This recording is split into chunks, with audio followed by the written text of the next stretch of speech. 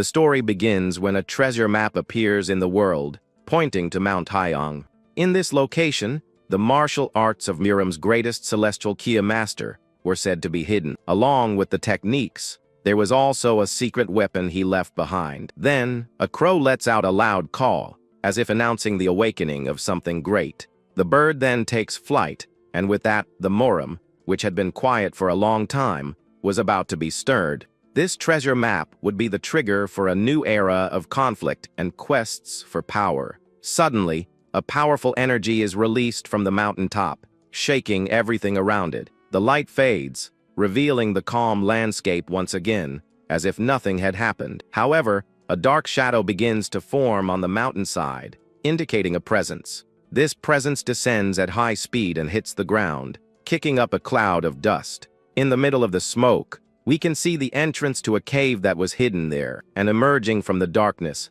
a mysterious silhouette appears from inside the cave. The first thing we see clearly is the gleaming blade of his sword. Then, a black-haired man finally steps out of the cave and says that he is free. He has a serious and determined look, as if he were focused on some goal. Looking up at the sky, the young man comments that it was always blue, feeling nostalgic. He tries to remember his life before entering the cave but can't recall anything. Even so, the young man decides he needs to remember everything he can because he has a clear goal in mind, and that goal is to get his revenge. His first memory is from when he was 10 years old, and an old man claimed to be the celestial QI master. The master tells the 100 children that in 10 years, they will have to save the world. Our protagonist was one of these 100 children who were gathered by the master. He remembers the old man's cold eyes and the order for everyone to obey him. The master then announces that the martial arts training will begin tomorrow. Back then, the boy didn't feel afraid, and he believes it was because he was an orphan. With that, the master turns to give a warning to anyone thinking of escaping. With a frightening smile, he says that the cave entrance has been blocked by a cliff. From that moment on, a very strict martial arts training began. The first technique they learned was a special breathing method. This was a key art that absorbed both celestial and terrestrial energy at the same time. Next, they learned the 3 powers sword art and a movement method. About 3 years later, the master called them and said that his arts would lead to the realm of a martial god. For the next 7 years, each of them was to completely master the martial arts. He points to a door and orders everyone to enter to train and prevent a calamity. Then, the master tells them to train freely inside that door, and so, all the children obey and enter through the door without hesitation. At that moment, a bright light shines on our hero's face as he understands everything. It finally became clear to him why they had to endure that horrible place. And all of this was part of the plan of that old man, with an evil smile on his face. The mist filling the cave was condensed Q, and the energy distorted space. Suddenly, from the total darkness, some strange and frightening creatures emerge. They were monsters with horns and red eyes that left the children terrified. Besides the creatures, there were also several skeletons and demonic beasts ready to attack. Next, a giant skeletal serpent lunges at the youths, unleashing a devastating attack. That day, it was as if the gates of the underworld had opened right in front of them. One of the boys then shouts for everyone to grab their swords and prepare to fight. Our protagonist wastes no time and charges at the creatures with his sword. Every day in that place was a nightmare, and they needed to fight to survive. The forced training made everyone stronger and more skilled in combat. But even so, the fight for survival was brutal, and many did not make it. However, the martial arts the master taught were very powerful and effective. The techniques progressed much faster than when they trained in the misty cave. But in the end, only our protagonist managed to get out of that nightmare alive. Before passing on, a friend asks Hyong Woo to survive at all costs. The young man then reveals that his full name is actually Dan Hyong Woo.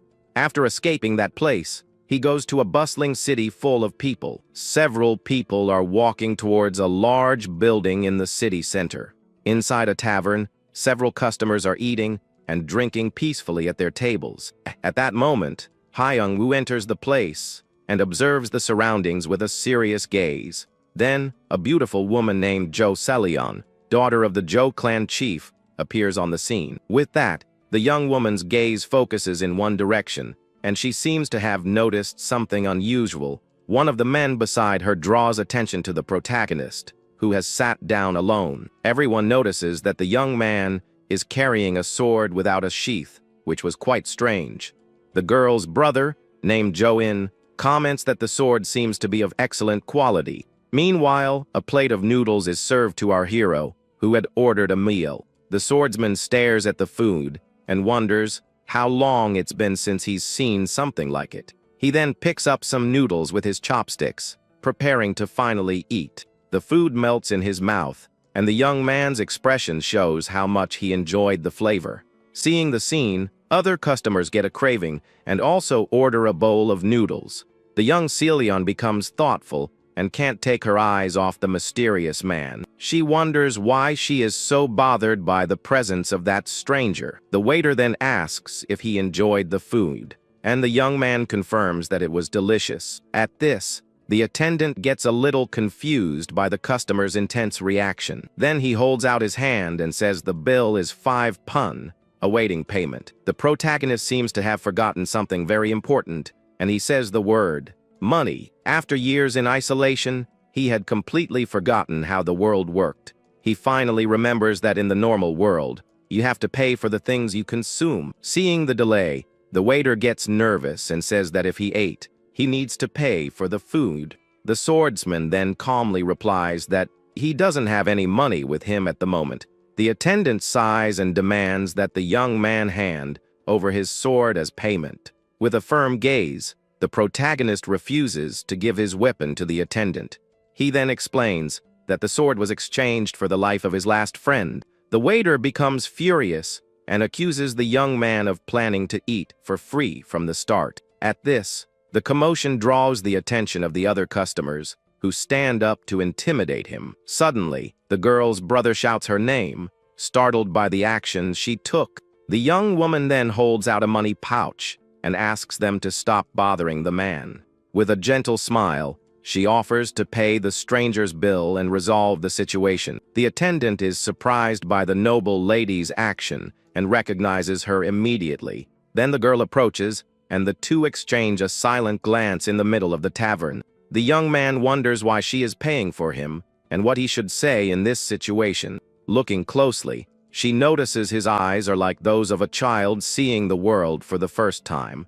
The swordsman remains silent, not knowing how to react to the young woman's kind gesture. Without a word, the protagonist simply turns and starts walking toward the exit. The young woman is confused because she was sure he was about to say something. The man then leaves the establishment, leaving the attendant and the other customers completely bewildered. Everyone is surprised that the young man simply left without even looking back. The waiter is indignant because he didn't even say thank you for the help he received. Her brother calls him ungrateful and comments that he really didn't have any money. Jo-in then asks if that's all there is to it and notes that the young man doesn't seem to have any internal energy. But the young woman becomes thoughtful and says to herself that his sword was truly incredible. In that instant, the young woman has a sudden realization about the mysterious man's sword. She comments that the weapon was clearly a renowned blade, but carrying it without a sheath could cause him trouble. So the young woman decides she will follow him, as he definitely needs a sheath for his sword. Once outside, the protagonist reflects on the action of the girl who paid for his meal. With a faint smile, he regrets not having thanked her for the kind gesture. Meanwhile, the scene takes us to a place called the Drunken Clouds Pavilion. Inside, several warriors from the Miram Alliance are gathered and talking among themselves. Someone comments that the Alliance's influence is truly remarkable in the region. Seleon, who is also at the location, observes that the city of Changsha is full of their warriors. Her brother agrees, saying he never imagined the Alliance leader himself would make a move. An older man named Sima Chil explains this is due to the demonic cult and the Green Forest, because for such a large force to move like this, it can only be because of a legendary reputation, and that reputation belonged to Cheongija, the greatest eccentric in Murum's history. They say he had extraordinary talent and profound knowledge of celestial arts. This figure was an imposing and mysterious master whose power was difficult to comprehend. Cheongija created a technique called the lightning shadow blade that shook the world. His technique used a unique method involving complex mechanical formations. He then passed on his arts to a wanderer, and in 3 years, turned him into an absolute master. However, the warrior became a public enemy and met a tragic end, which made Cheongija disappear. Now, the Joe Mansion has found the map with his techniques, and that's why all of Murum is after it. Her brother then says that since they are here at the Lord's request, nothing should happen, but they need to be cautious. Meanwhile, the young woman thinks that in this world, the most unexpected things can happen. At that moment, her brother asks if she is going to follow the wanderer and says he is against the idea. He argues that the man has nothing to do with her and is a rude person with no basic manners. The young woman tries to protest and defend her decision to help the mysterious swordsman. Sima Chil agrees with the young man, saying it's dangerous to go out alone now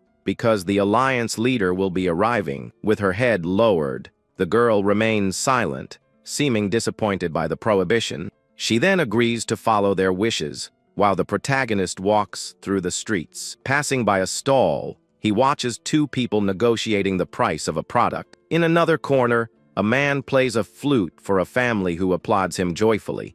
The swordsman observes the peaceful scene and feels touched by the tranquility of the moment. Next, he sees a mother buying a gift for her son at a toy stall. The boy thanks his mother with a big smile and a look of pure happiness. This scene makes the protagonist look up at the sky and get lost in his past memories. He remembers his friend Akasi, Jai telling them to run away and do everything they never could. The friend then asks Hyung Woo to promise him one more thing before they leave. Akasi asks him to visit his home and tell his father about everything that happened. The protagonist replies that his friend himself should get out of there and tell his father everything. With a smile, the young man agrees and says he will tell his father himself when he gets out. Then, with a serious look, the friend asks Hyung Woo to survive at all costs. The protagonist then agrees with his friend, and they both prepare to survive another day. But in a moment of distraction, something terrible happens to AKC, Jai during the battle. Seeing a monster behind him, the friend desperately shouts for Hyung Woo to be careful. With a tear in his eye, the swordsman turns and notices the danger too late to react. Then, the sound of something being pierced echoes through the cave, and everything turns red for an instant. The friend threw himself in front of the attack and ended up taking the decisive blow in his place. Desperate, the protagonist asks why he saved him and sacrificed himself that way. He asks his companion to get up, reminding him they promised to visit his father together. In his final words, the young man says he was the strongest and asks him to survive and tell his father. The friend then apologizes, and his body begins to dissolve into a bright light. And so, our hero's freedom was bought with the lives of 99 friends. Looking at the moon, he acknowledges that he owes a great debt to all those who are gone. He then makes a promise that he will collect this debt directly from Cheongija. Back in the present, the protagonist's feet suddenly stop in front of a familiar place. He had walked without thinking and end up back at the same tavern where he was earlier. The young man then looks inside the establishment with a hint of surprise on his face. He sees the girl and wonders if she is still there, remembering he didn't thank her. In the background, a conversation about Mount Hyong immediately catches the swordsman's attention. He notices a large group of warriors preparing to leave on a mission. One of the leaders warns that if they don't rest, they will arrive in 1 day, and orders everyone to keep up the pace. All the warriors respond at once and set off at high speed through the city's streets. The protagonist watches all the movement with a serious and thoughtful gaze under the moonlight. Then he notices that the girl who helped him at the tavern is also going with the group. From a rooftop, the young man concludes that the young woman is also part of that mysterious mission. With that, he leaps from the roof and wonders where they are going in such a hurry. Under the starry sky, the night runs its course as the warriors advance toward their destination. The Murim Alliance group then pauses to rest at the entrance to Mount Hyong. Hidden, the swordsman wonders if they are heading to the same place he just left. He deduces that their destination is the cave and tries to understand what they are looking for there. Two men are talking, and one of them is worried about the demonic cult's movements. But the Alliance's strategist, named Jigar Jung Cheon, tells the leader not to worry so much. The leader, Doko Woon, replies that perhaps his intuition is failing due to his age. Meanwhile, the young Salian looks tired, and a young man approaches her with a smile. Vice Captain Peng Chiel, Young suggests she rest and offers to speak with the leader. She refuses the help and asks him to leave her alone while her brother watches the scene. Suddenly, a group of muscular men with intimidating appearances emerges from the darkness. With an evil smile, their leader says he has finally found the Murim Alliance. This man is Seo Heil Gui, the chief of the Green Forest's small peak fortress. The Alliance leader wastes no time and orders everyone to prepare for combat. The strategist then warns that members of the demonic cult seem to have joined the enemy. The Alliance leader recognizes that the enemy is a formidable and very dangerous master. With that, the villain shouts if they want a taste of battle and charges forward. The fortress chief advances with a powerful kick and knocks down one of the Alliance warriors. He moves with agility and faces several opponents at once without difficulty. With another precise blow, the enemy sends another warrior flying with a forceful kick. The battle becomes intense, and the Alliance members quickly start to take heavy losses. The enemy's power is devastating, and many warriors fall one after another in combat. At that moment, someone prepares to enter the fray and put an end to the mess. The villain then says he's already taken care of the small fry and now wants the main course. The Alliance leader then springs into action and begins to fight bravely against the enemies. Another enemy with an evil smile shouts the leader's name and challenges him to a duel. Then the two leaders face off in an epic battle in the middle of the dark forest. Their swords clash forcefully, creating sparks and showing the power of both. Meanwhile, the other members of the Green Forest are overpowering the Alliance warriors. The leader realizes their disadvantage and complains that they are outnumbered in the battle.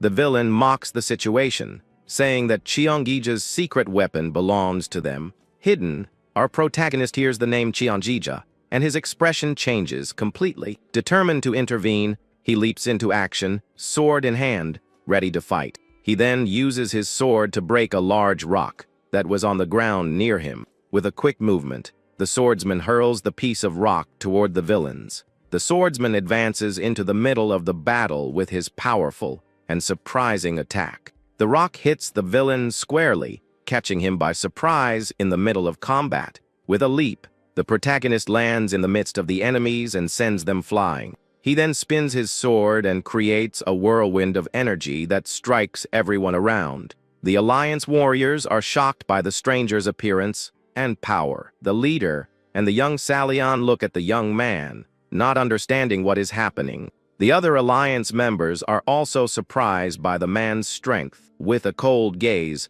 the protagonist then asks aloud where Cheonjija is. The Alliance leader wonders where he came from, as he didn't sense his presence before. The leader thanks him for his help, but reveals that Cheonjija passed away 10 years ago. Upon hearing the news, the swordsman is shocked and can't believe what he's heard. He wonders if the celestial Q master is truly no longer in this world. With this, the young man remembers he still hasn't collected the debt for his friends' lives. The word, gone, echoes in his mind, and he is paralyzed by the revelation. A green and dark aura suddenly begins to emanate from the protagonist's body. The Alliance warriors feel the energy and are confused about what is happening. The aura of the Kai Void flows from Dan Hongd Wu's body without him realizing it. The aura flowing from the young man's body plunges the Alliance warriors into a sensation of loss. He thinks that he endured that awful place only to find out his target for revenge is gone. He remembers the promise he made to his friends to tell their families what happened. The spirits of his friends cry out for vengeance, saying their departures were unjust. The alliance leader then recognizes the young man's energy as the feared QI of the void. He becomes worried because if this continues, everyone there could suffer a Q deviation. Suddenly, the protagonist calms down and asks if everyone is all right, surprising them all. Then he focuses on the girl and remembers that he followed her because of the kindness she showed. In a flashback, a friend hands him his sword and asks him to survive at all costs. With the celestial master out of reach, he realizes he needs to focus on something else. Therefore, the young man decides he will find his friends' families to fulfill his promise. With that, the Alliance warriors feel their fatigue disappear and wonder what happened. The leader is shocked that the QI of the void has stopped and questions the young man's identity. The swordsman then turns and walks toward the young woman who helped him at the tavern. He stands in front of the young woman as if he wants to say something important to her. The girl then asks if by any chance he is looking for someone in this region. She turns to an older man and says that this gentleman helped them in the battle. With a sweet look, she asks for the young man to travel with them until he finds who he's looking for. The older man becomes thoughtful and seems to consider the young woman's request carefully. He thinks it's hard to refuse their savior, but fears the Alliance leader's reaction. The Alliance leader also becomes thoughtful and analyzes the situation with a serious gaze. He concludes that the young man is dangerous because he took out 2 sects with a single blow. Having lost many men, the leader decides it's better to keep him close. With a confident smile, the Alliance leader approves the idea of taking the young man along. The group then gathers around the protagonist to talk with him about the future. The older man then invites him to work at his escort agency. The other warriors comment that working at the hidden escort agency is a great offer. The swordsman gets a thoughtful look and seems to be analyzing the proposal carefully. The girl's brother insists that not just anyone can work there, and he shouldn't refuse. The protagonist then replies that he would like to accept, but he doesn't know what an agency is. Everyone is shocked by his answer, and the young woman offers to explain everything to him. She says it's a place that transports goods and protects clients, but the leader regrets his decision. 2 warriors watch the scene and mockingly call the hero a country bumpkin. One of them comments to the other about the sword the young man carries and its strange aura. The protagonist's sword emanates a powerful and mysterious blue aura that draws attention. The 2 of them think such a good sword is a waste in the hands of that talentless guy. With an evil smile, they plan to make a move when they enter Mount Heng to steal the weapon. Then the sun rises, and a new day begins for the group on their journey to the mountain. The group finally arrives at their destination, the imposing and mysterious Mount Heng. The Alliance leader comments that the place has a very strange and sinister atmosphere. The protagonist observes the mountain in silence, along with the other Alliance warriors. He wonders if that is the place they have been searching for all this time. The leader is excited to see the secret manual, but a subordinate says they haven't found the cave. The Alliance warriors climb the mountain, but can't find the cave's entrance. One of the leaders suggests digging into the mountain, but the other fears it might damage the manual. The protagonist then thinks to himself that the exit he used has collapsed and no longer exists. He then concentrates and manages to feel a faint energy coming from a specific point. The swordsman points in a direction and states with certainty that the entrance is right there. He then runs toward the location, surprising all the Alliance warriors. The young man leaps and climbs the mountainside with impressive agility. He then stops in front of a spot hidden among the mountain rocks. With a serious look, the protagonist tells everyone that this is the entrance to the cave. The Alliance leader is shocked and asks how he knows the way to the cave. The swordsman then reveals that he knows the way because that place was where he used to live. The young Silion is surprised by the revelation and looks at him with an air of astonishment. The 2 mocking warriors conclude that he lived like a wild man in the mountains. The Alliance leader then gives the orders for the search and divides the exploration teams.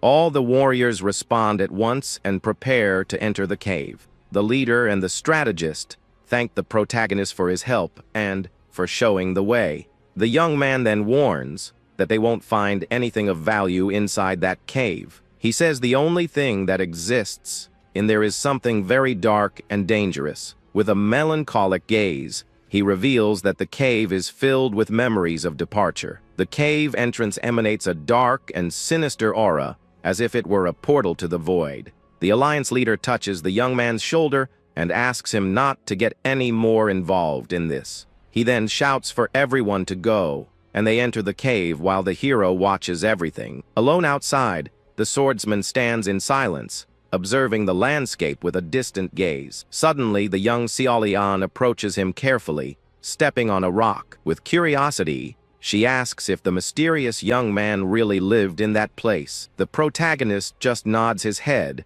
in a gesture of confirmation without saying a word. At that moment, a warrior pulls the girl away from him with a certain aggressiveness. With an irritated look, our hero observes the man's rude behavior. The warrior then says there's no guarantee the young man isn't a spy from the Green Forest. The young woman defends him, but the man suggests that the previous fight could have been just an act. With an evil smile, he says that if the young man is innocent, he should hand over his sword to them. The warrior's gaze focuses on the weapon, and he realizes it's more than it appears to be. The sword looks old, but the aura it emanates is something he has never seen in his life. The protagonist grips his weapon and asks if they are ordering him to hand it over.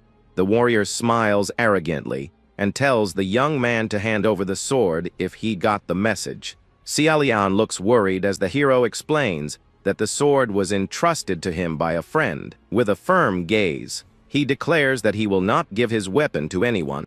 The two warriors then head up the mountainside and surround the protagonist to intimidate him. But with a calm look, the swordsman doesn't seem the least bit worried by their threat. The man then gives an arrogant smirk and gets ready to attack the young man and steal his weapon. Worried about the situation, the young Xiaolian is held back by her brother, who stops her from interfering. The two warriors then slowly approach the protagonist with looks of pure malice. The hero closes his eyes for a moment and calmly and precisely analyzes the situation. With a focused gaze, he opens his eyes and prepares for the two men's imminent attack. Then, one of the warriors advances from the front, while the other goes from behind to corner him. The two plan to attack at the same time and catch the young man by surprise with a double attack. The swordsman then decides that his best defense is to dodge the first blow and counter-attack. With a swift movement, he ducks down and prepares to strike them both at once. The protagonist's gaze fills with determination as he executes his plan perfectly. The two warriors are surprised by the young man's speed and can't react in time. They try the same attack again, but the swordsman is already one step ahead of them. The two men's plan fails miserably, leaving them exposed to the hero's counter-attack. The warrior then yells at him to hand over the sword if he doesn't want to get seriously hurt by the two of them. With a quick motion, the protagonist places his hand on the hilt of his sword and prepares to fight. His eyes glow with a purple energy, and a powerful aura begins to emanate from his body. Suddenly, a powerful voice yells for them to stop and asks what they think they're doing. Startled, the warrior recognizes the voice and stammers the title of Alliance Leader. The Alliance Leader then emerges from the cave with his men, wearing a grim expression. The strategist approaches and asks if they manage to find anything inside. The other warriors are confused and wonder about Qianji's so-called secret weapon. In an irritated tone, the leader shouts that their work there is done, and that everyone will retreat. The warriors obey immediately and begin to descend the mountain to leave the area. The two men who attacked the hero glare at him and say he got very lucky this time. The young Xiaolian then approaches the young man and worriedly asks if he's okay. With a distant look, he replies that he's not sure what she means by being okay. The young woman is relieved and says she was worried about what could have happened to him. She then realizes they don't know each other's names and introduces herself as Zhou Xiaolian. With a faint smile, the swordsman replies that his name is Dan Haiong Wu. The girl looks at him with a gentle gaze and says his name is very beautiful and has a nice sound. He then turns and says that they also need to get ready to head back to the city. And so, the Miram Alliance's journey to find the secret weapon came to an unsuccessful end. The scene then shifts to a large city in the Hubei region called Wuhan. On the streets, a man comments that the Miram Alliance found the weapon and will now take over the world.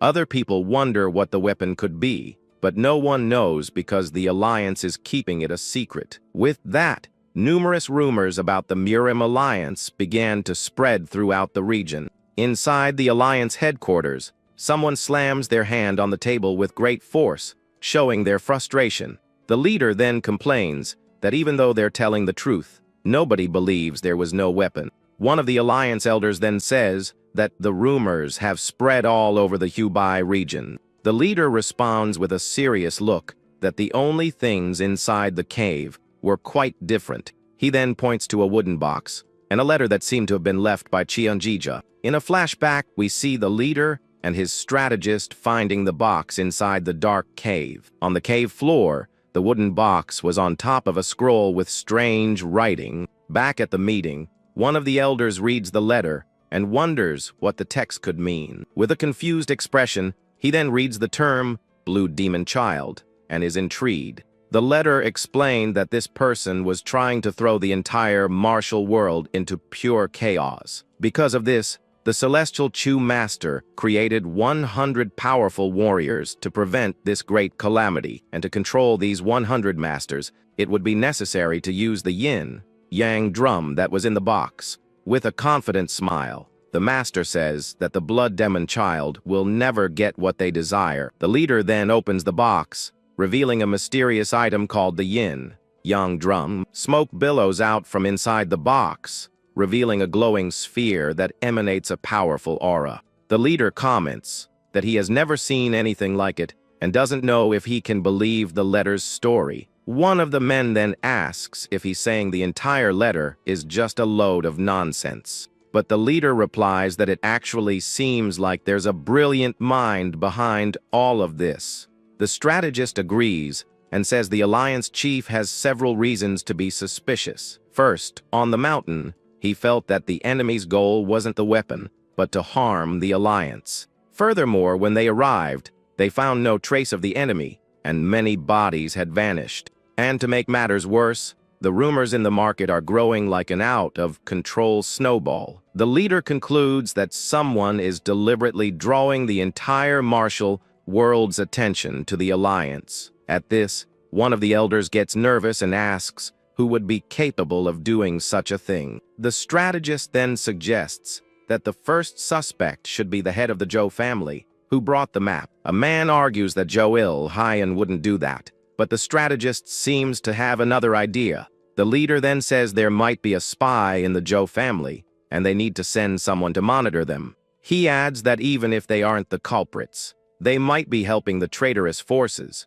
The scene then focuses on the mysterious yin-yang drum that was inside the wooden box. Next, the story takes us to the Zhou family estate, where someone announces the director's return. The older man then approaches and asks if they managed to return safely from the mission. Our hero looks at the enormous house and realizes that this place is home to the girl who helped him. The elder turns and says that he now needs to see the family head to give his report. He then decides that he should first take the young swordsman to the escort agency. Meanwhile, the protagonist observes everything around him until he sees someone. The young Ceolian approaches him and apologizes for not being able to get him a sheath on the way. The young man then thinks that people from the outside world have a strange obsession with sheaths.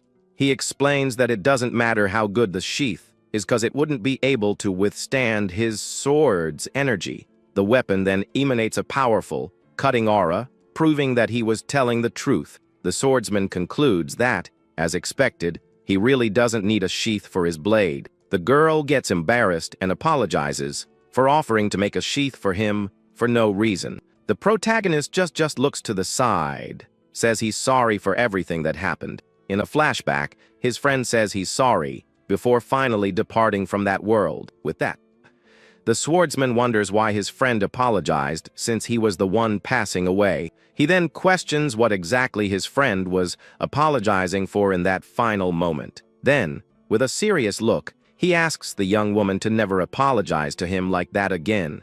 The young woman is surprised by the sudden request and the intensity of the mysterious man's words. Suddenly, the older man calls out to him and asks him to come with him to the agency immediately. The protagonist then turns and gets ready to follow the director who called him for the new job. The girl is left wondering if she might have done something wrong. They arrive at a place called the Hanam Escort Agency, under the city's night sky. The director then explains that a porter is the name they give to the workers at the agency. Inside the place, we see several men carrying heavy boxes back and forth without stopping. The elder then calls a man named Jong Chil and says he brought the new porter for him. A muscular, sweaty man turns around and asks with a mocking tone if he's a rookie. With a confident smile, Jong Chil tells the director to leave the rookie with him for training. The director seems a little worried and comments that the new friend is a bit rude and hot-headed. The older man then turns to the protagonist and tells him to learn things well around there. With a nod, the director says goodbye and asks the young man to do his best at his new job. Jong Chil then says there are no exceptions, not even for a rookie brought by the director himself. With a wicked smile, he says that if a rookie is there, he needs to be taught a few lessons. The swordsman then calmly replies that his name is Dan Hyong Woo, unfazed by the threat. The muscular man gets irritated and asks why the young man's words are so short and direct. The swordsman then replies that his arms and legs are short and that he has a ridiculous build. All the other workers are shocked by the rookie's audacity and don't know how to react.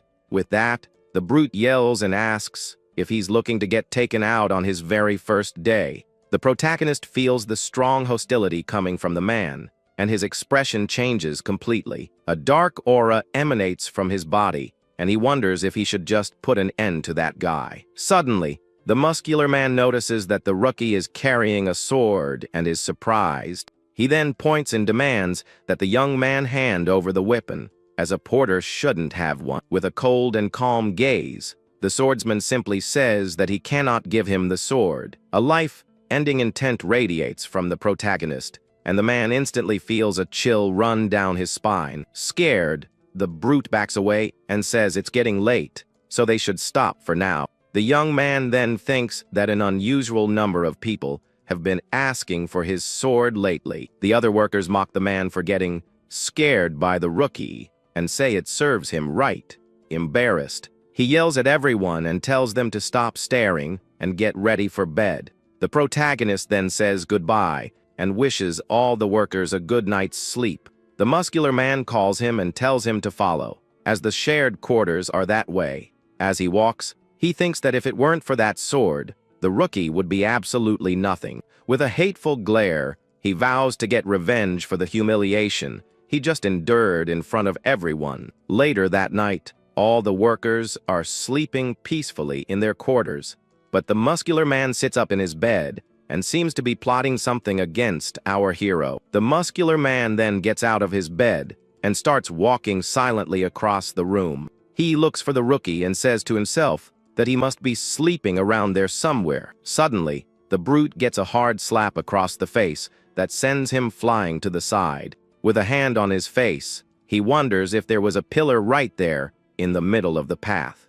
The man then looks up and sees the dark silhouette of the protagonist standing in front of him. Startled, he falls to the ground and asks if the swordsman wasn't sleeping like the others. But the hero's eyes are closed, and he appears to be in a deep sleep, not moving an inch. The brute is shocked and wonders if the young man can actually sleep soundly while standing up. He then decides this is his chance and reaches out to try and grab the rookie's sword. Suddenly, the protagonist's eyes snap open with an intense and very powerful blue glow. With that, the man freezes his movement, sensing a danger he has never felt in his life. In an instant, the swordsman raises his sword as if he were about to strike the enemy at any moment. The blade gleams in the darkness, and the hero prepares for a fatal blow against the poor man. Jong Chil then screams in terror and feels an overwhelming fear take over his entire body. In his eyes, the reflection of his own end appears, and he believes his time has finally come. But all of this was just a hallucination, and the man is paralyzed with fear on the floor. He then falls backward and begs for his life, asking the young man to spare him from the blow. In reality, the protagonist was just circulating his protective energy while sleeping on his feet. The swordsman didn't always sleep standing up, but he learned to do it the hard way. During his time in the cave, he had to remain vigilant at all times in order to survive. In a flashback, he warns a friend to eat quickly because their enemies were already approaching, and so he developed the habit of sleeping standing up while circulating his energy to protect himself. With that, a new day begins at the agency, and the sun rises on the city's horizon. The protagonist then lets out a sigh and finally awakens from his standing slumber in the room. He looks down at the floor and sees the muscular man lying there with a look of pure terror. Frightened, the brute stammers and can't say a word upon seeing the young man awake. Suddenly, the man screams and runs out of the room, leaving our hero completely confused. Later, one of the workers wakes everyone up and says there's a lot of work to be done. Outside, several wooden crates and carts are waiting to be loaded by the men. With a wave of his hand, the swordsman uses his energy to lift several boxes at once. He then leaps into the air with impressive agility, along with the floating boxes. The young man lands on top of one of the boxes with perfect balance in mid-air. With precise kicks, he begins to quickly stack all the boxes into a large tower. In a matter of seconds, a huge pile of boxes is formed in the agency's courtyard. The protagonist then wonders if this is how it's done and finds the work quite easy. The other workers are left with their jaws dropped, unable to believe what they just saw. He then offers to do the rest of the work by himself, since it was very simple for him. The other workers yell desperately, asking him to be very careful with the boxes. Two men watch the scene and comment that the rookie is no ordinary person and will steal their jobs. Suddenly, the young Seol Yan appears, and one of the workers asks what she's doing there. The young woman thinks that she ended up following him and remembers the harsh words he said before. She then questions the meaning of those words and admits she couldn't sleep. With a surprised look, the protagonist turns and notices the girl's presence in the courtyard. With a shy smile, she greets him and calls him brother, surprising herself. The young man then explains that he started working as a porter, and she asks if he's comfortable. The girl gets nervous and asks what he likes and dislikes, but realizes that wasn't what she wanted to ask. He replies that he likes peace and hates it. When that peace is broken by something, the girl listens intently to his words as he continues to talk about his feelings. The swordsman then reveals that he hates hearing a friend apologize because it worries him a lot. With a smile, the young woman realizes he considers her a friend and promises never to say that again. Suddenly, the sound of horse hooves echoes through the courtyard, and someone approaches the pair. A man on horseback comments on the coincidence of finding them there at that moment. The young man named Pang Chil Young compliments the girl's beauty and says she's even more beautiful. Surprised, the girl asks what he's doing there, since he should be busy with other matters. The young man then explains that he came on another, more an alliance mission to support the agency. And just like that, our hero's desire for peace is once again shattered by the world's conflicts. The martial world is then thrown into a whirlwind of blood and great turmoil. In a dark place, a man reports that the entire 30-person unit has been eliminated. The survivor apologizes and says he couldn't find out who was responsible for the attack. A man in the shadows listens to the report and becomes furious, as the unit was very powerful. A hand releases a sinister, reddish energy, showing the power of the story's great villain. With that, several men are thrown into the air by the force of that dark and very powerful aura. The attack is brutal, and the warriors have no chance of defending themselves against such great power. The survivor then reveals that they were all defeated by a single mysterious person. With a wicked smile, the villain says that Cheonjaja created 100 monsters, and he wants to test them now. The scene then takes us to a dark fortress in the middle of the mountains under a purple sky. Inside, one of the men holds a wounded comrade after the enemy's surprise attack. The leader then orders them to investigate everyone who accompanied the Miram Alliance on the mountain. With a furious look, he vows to find out who was responsible for all of it. The scene returns to the agency, where a beautiful sunny day is beginning for the workers. The young Saul Yin observes the courtyard with a thoughtful and slightly worried expression. The young man named Peng Chiel Young compliments her, saying she is truly a rare beauty to behold. But suddenly his gaze shifts, and he focuses his attention on something else in the agency's courtyard. He then wonders why that strange guy is next to the beautiful young lady again. In a mocking tone, he says it's absurd for a porter to walk around with a sword. The girl then warns the young man not to get involved, as his unit represents the alliance. The young man is shocked to hear the girl call him brother, and doesn't like it one bit. The girl beside him, named Peng Mai Ryong, explains that they came because of her. At that moment, a man approaches our hero and asks if he is Dan Hyong Wu. The swordsman confirms his name, while the young woman beside him seems worried about the situation. The man named Hyong Pio introduces himself and says he came to train the new porter for the mission. The young woman is surprised, as he barely started working and is already being sent on a mission. The young man explains that the job of a porter involves participating in important escort missions. The protagonist says he doesn't know what an escort mission is, but that he can't hand over his sword. With a smile, the man asks him to follow him and comments that the rookie is quite informal. The vice leader mocks the young man and asks what he will do if he happens to get fired. His sister then thinks that men act so childish, even a vice leader, but she notices that the swordsman isn't fazed by the provocation and wonders if it's all an act. The girl then asks where he is going and realizes he is walking away from everyone. The vice leader mocks him once more and says he's leaving because he got offended. The young woman is confused by his attitude, but he replies that he's just following orders. The young man then explains that he can't be fired, and therefore he will follow his superior's orders. With an affectionate look, the young woman is once again impressed by the mysterious man's attitude. With that, the swordsman follows the man who called him for the mission without looking back. Inside a room, the director says that Zhang Chil will teach him and asks him not to cause trouble.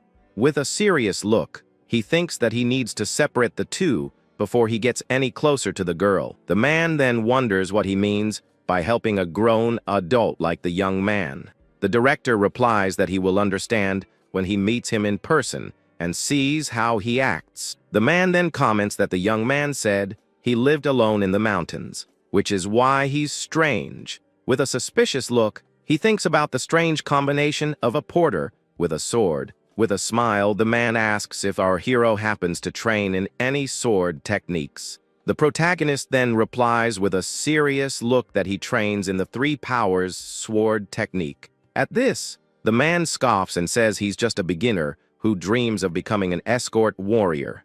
With his sword in hand, he shows his combat stance with a look of pure arrogance. The swordsman then observes the scene with a disdainful look and doesn't seem impressed at all. The warrior then challenges him and asks him to show his skills with the sword technique. With a cold gaze, the protagonist asks if he means that he wants to be eliminated. The man is shocked by the response and says he just wants to measure their skills in a duel. Our hero then asks if he really wants to measure the skills between the two of them there. With a confident look, he then replies that he is definitely the stronger of the two. The warrior is shocked and can't believe the rookie's audacity and confidence. He then yells that someone who just picked up a sword can't compare to him. The swordsman says his confidence is good and that he will show him how to become stronger. He then makes a gesture with his hand, beckoning the warrior to fight with a challenging look. With that, the young man wonders if he needs to adjust his strength a bit so as not to overdo it.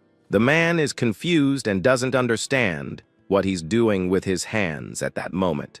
The protagonist then explains that this is the first time he won't be eliminating someone, so he needs to calculate. With his arms open, he prepares for combat with a serious and highly focused look. He then says he's got it and can now avoid eliminating his opponent during their fight.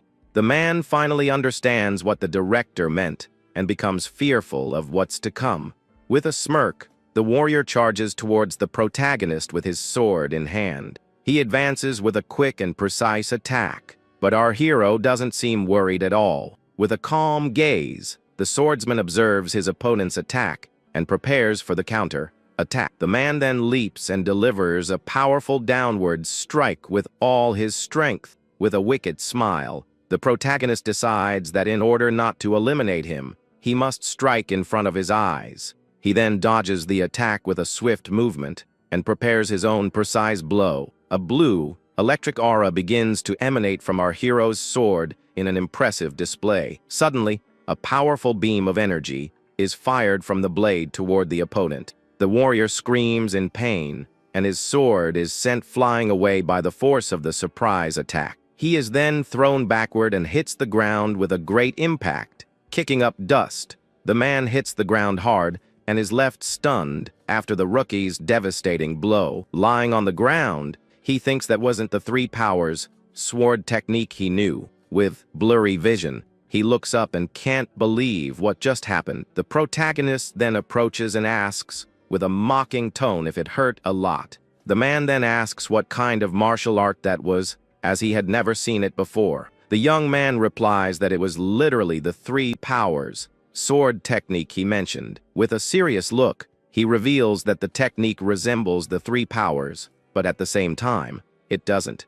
The warrior then wonders how he can be such a supreme master, and if the director knew about it. With a confident smile, the swordsman says that either way, he is the stronger of the two. The man then sighs and thinks that despite all his skill, his innocence is that of a child. The man then decides that he first needs to teach him about society to make use of his arts. With his hand outstretched, he says it's now clear he doesn't need to teach him martial arts. With a slight smile, our hero observes the scene without a word, waiting for the next move. The warrior then explains that in moments like this, it's proper to take the hand and help the person up. The protagonist then looks at the outstretched hand and seems to understand what he meant. With that, the swordsman takes the man's hand and helps him up from the ground with a gentle gesture. And so, our hero went to live at the warrior's house to learn more about the normal world. The man is shocked to see him sleeping standing up and asks if he really sleeps that way. The warrior then begins to teach him everything he missed about the world over the years. But the protagonist shouts and says he shouldn't be changing clothes outside so carelessly. The man's face turns red with embarrassment, and he doesn't know how to react to his friend's comment.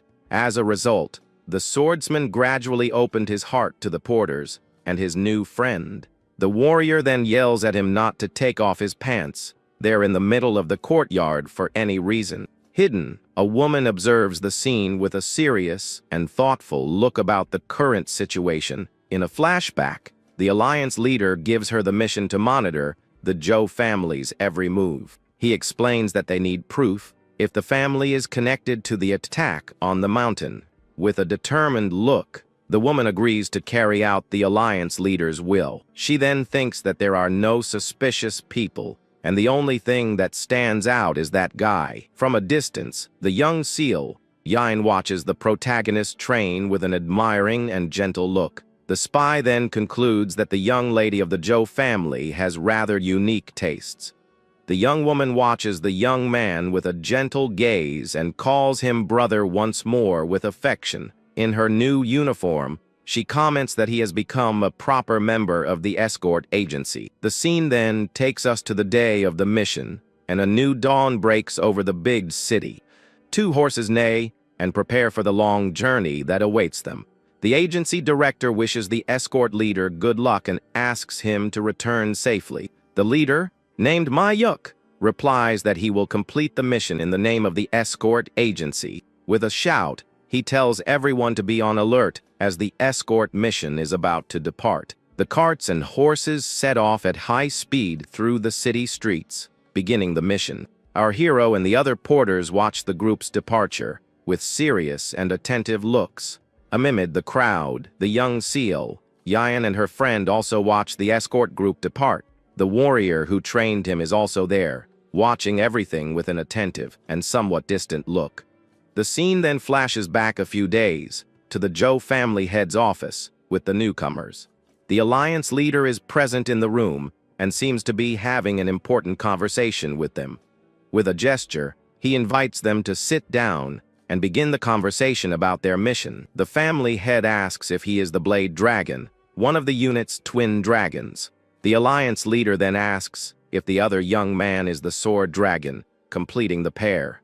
With a smile, the young man introduces himself as Namgung Jin and thanks the chief for the compliment. The young woman then introduces herself as the Blade Dragon's younger sister, and her name is Peng Mai Ryong. The family head then comments that the Peng family is the greatest martial family in Hebei. With a mischievous look, he thinks that she is lovely and could form a good connection with his son. The chief then says he hopes the young people get along well and share their martial wisdom. The siblings thank the chief for his hospitality and say they are the ones who should be grateful for the welcome. The young man's sister then gives a discreet smile as she attentively watches the conversation between the two. But their real mission was to investigate the Zhou family and their connection to the attack on the mountain.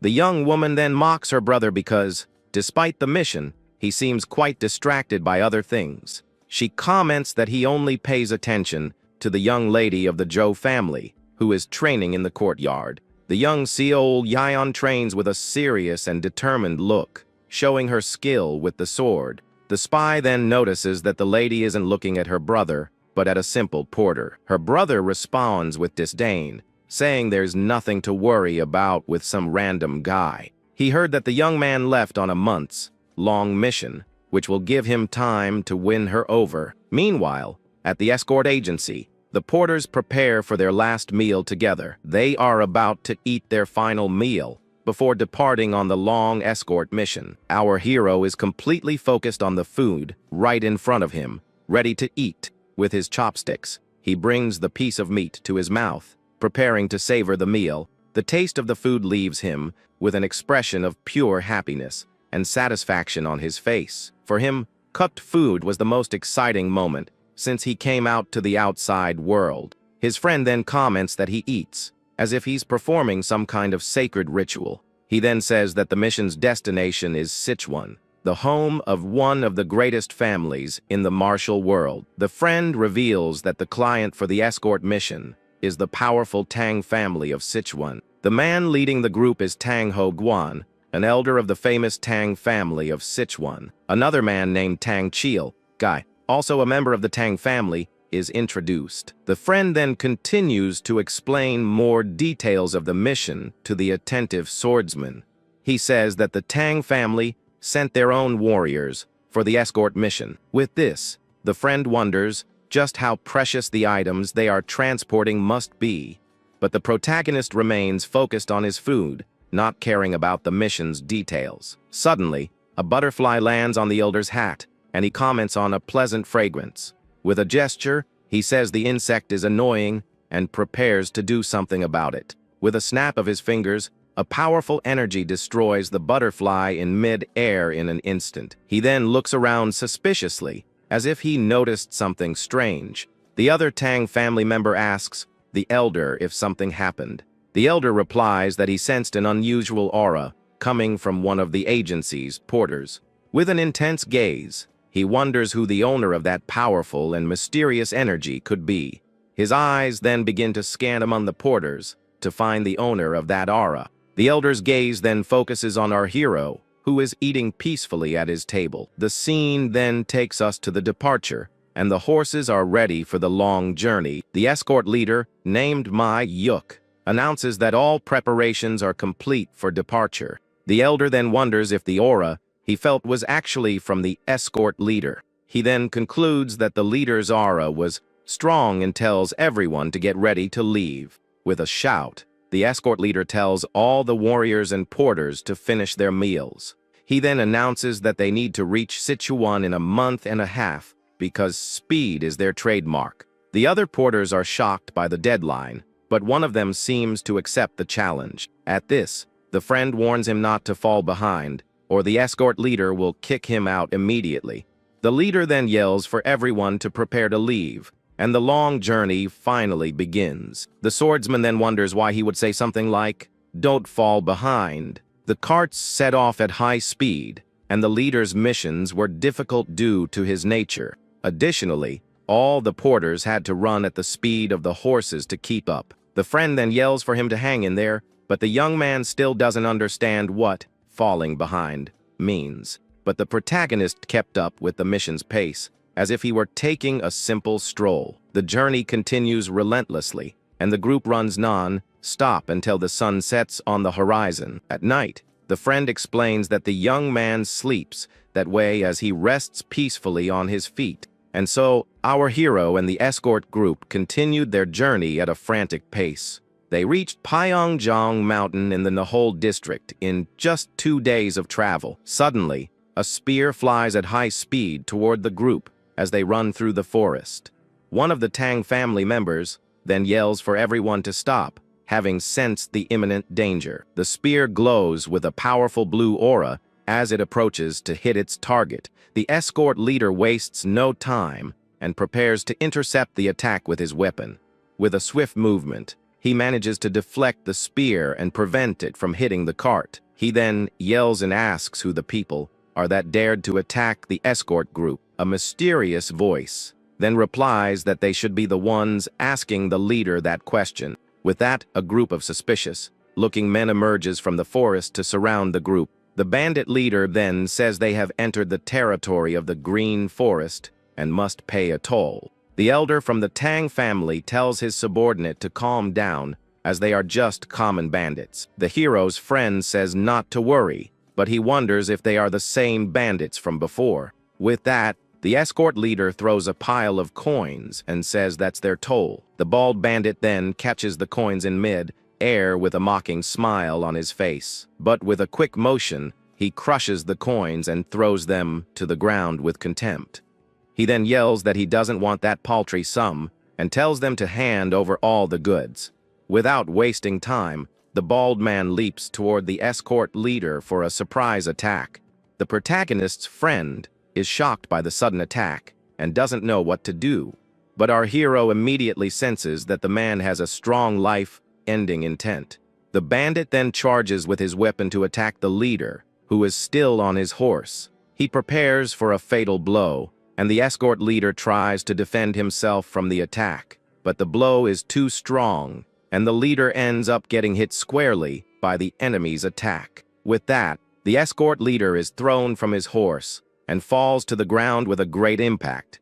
The bandit then laughs and asks if they think the escort agency can stop them there. With a shout, all the other bandits charge forward to attack the rest of the escort group. One of the porters becomes desperate and wonders how they will deal with so many enemies. The elder then realizes they are not common bandits and asks who is behind all of this. The bandit leader laughs and says they are heroes proudly affiliated with the Green Forest. He then charges at the elder and tells him to consider it an honor to be taken down by his hands. The elder says it's a pity, because if they were common bandits, he would have spared their lives. With that, he throws a needle that hits a tree with a powerful purple energy. The small weapon becomes embedded in the wood, showing the strength of Master Tang's attack. The bandit is shocked and can't believe what just happened there in the forest. He wonders how simple golden needles could cause such massive damage. Then,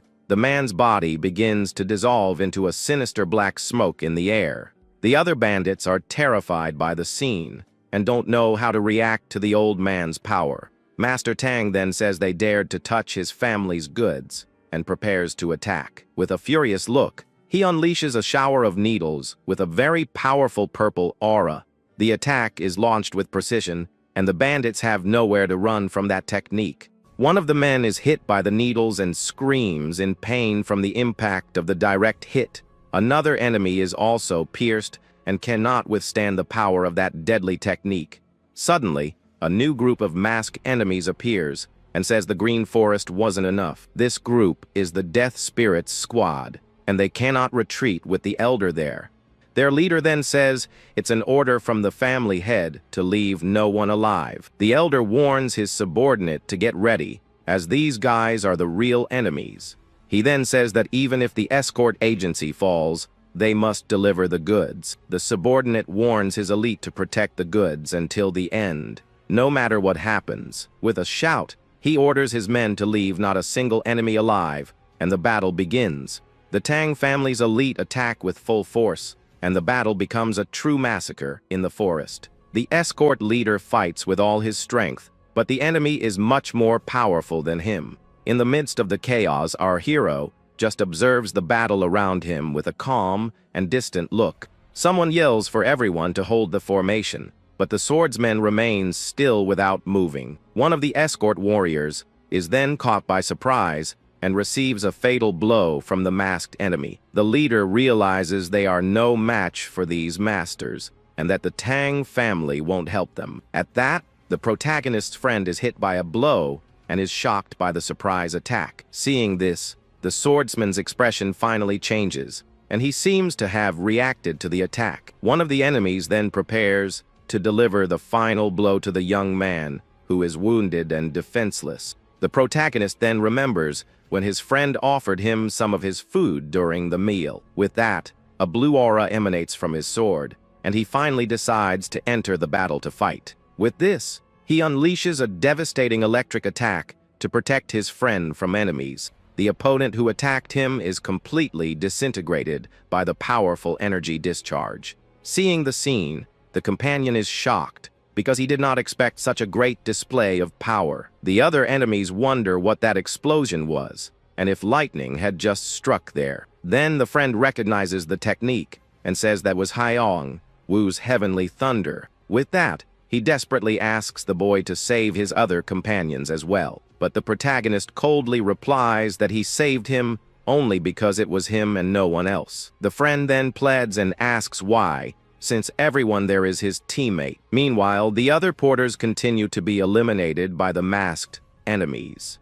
One of them even begs for his life, saying that they are just chargers with no internal power. The swordsman then says that he doesn't understand what the word companion truly means, but since it was his friend's request, he decides that he will save everyone else for him. With a determined look, he advances at high speed across the battlefield. He moves so fast that the enemies don't even notice and are caught off guard one by one. The hero grabs another enemy by the neck without giving him the slightest chance to react to the attack. In the blink of an eye, he passes through several enemies, defeating them with extreme ease. An enemy mocks the old man, but is surprised by our hero's quick movement. Master Tang is startled and wonders what just passed him by so quickly. Only the old man can vaguely perceive the boy's movement amidst the confusion. With a calm look, the protagonist stops and asks if what he has done is enough. With his electrical power, he finishes off all remaining enemies in a single instant. The protagonist then turns around with a calm look,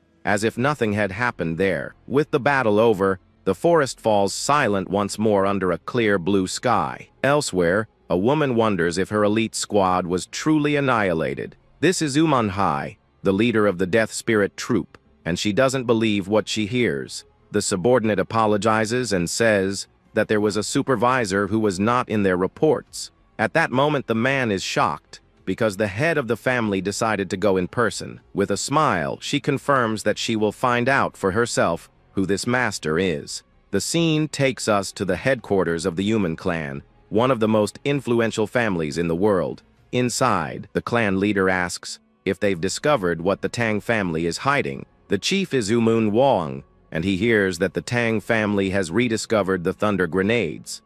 The subordinate explains that the blacksmith's mansion helped them, and that they are from the Thunder sect. With this, the old man understands that the sect's heirs have brought the weapon back into the world. He then thinks of the immense power that 5 cartloads of these grenades would have. With that power, it would be possible to destroy entire regions. and change the balance of the world. With a malevolent look, he says that they need to take these weapons for themselves at all costs. The subordinate then reveals that the young lady has already left with the squad after hearing the news. The boss gets furious and yells, asking where young Haya went without his permission. Fearfully, the man replies that by now, she must be near Pyeongjeong Mountain. And so the villainess rides at high speed towards the battle site to see everything. Thanks to the protagonist's efforts, the agency eliminated all enemies, but they lost almost all of their escort warriors in the battle. Only the severely wounded escort leader and the warrior who trained him survived. In addition to them, there were also some porters who were completely terrified. One of the men suggests hiring another agency, but the elder says they should trust them. The boy questions the decision and says that with the elder's celestial thunder, they could go alone. He then congratulates the old man for having perfected the secret technique of the Tang family, but the master reveals that he barely saw what happened and that he wasn't the one who used the technique. Shocked by this, the young man asks who is responsible for the powerful attack. The old man then says that if his old eyes didn't deceive him, he knows very well who it was. With that, he points directly at the protagonist and calls him a sword carrier. Then the master approaches the boy and asks him directly which sect he belongs to. The swordsman doesn't understand the question, and the old man explains that he wants to know where he trained. Then the boy remembers Cheongija and says that he never taught him any martial arts. With a cold look, he reveals that his martial arts are his alone and no one else's. He explains that he gained his skills after countless life or death battles.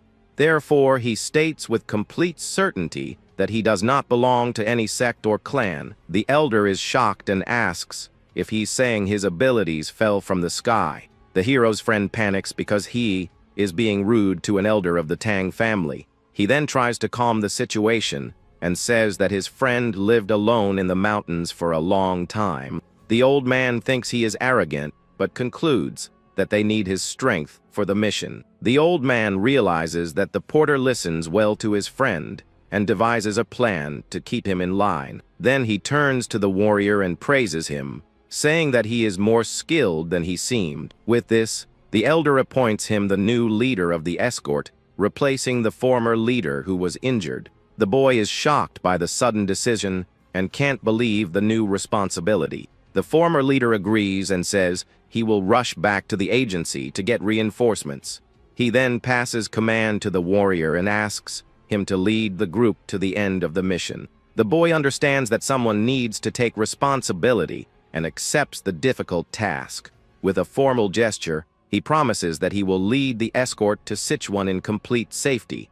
Master Tang agrees and says that since it is late, they will leave the following morning. The other member of the Tang family is outraged and wonders if any of this makes any sense. Meanwhile, our hero simply observes the scene with his typical calm and distant gaze. And so the escort agency's journey continued, now under the leadership of the new commander. At the same time, the former leader rode as fast as possible to report the surprise attack. He thinks that even with the porter's strength, everyone will be in danger if the enemy returns. Suddenly, the man notices something strange and stops his horse in the middle of the dark forest.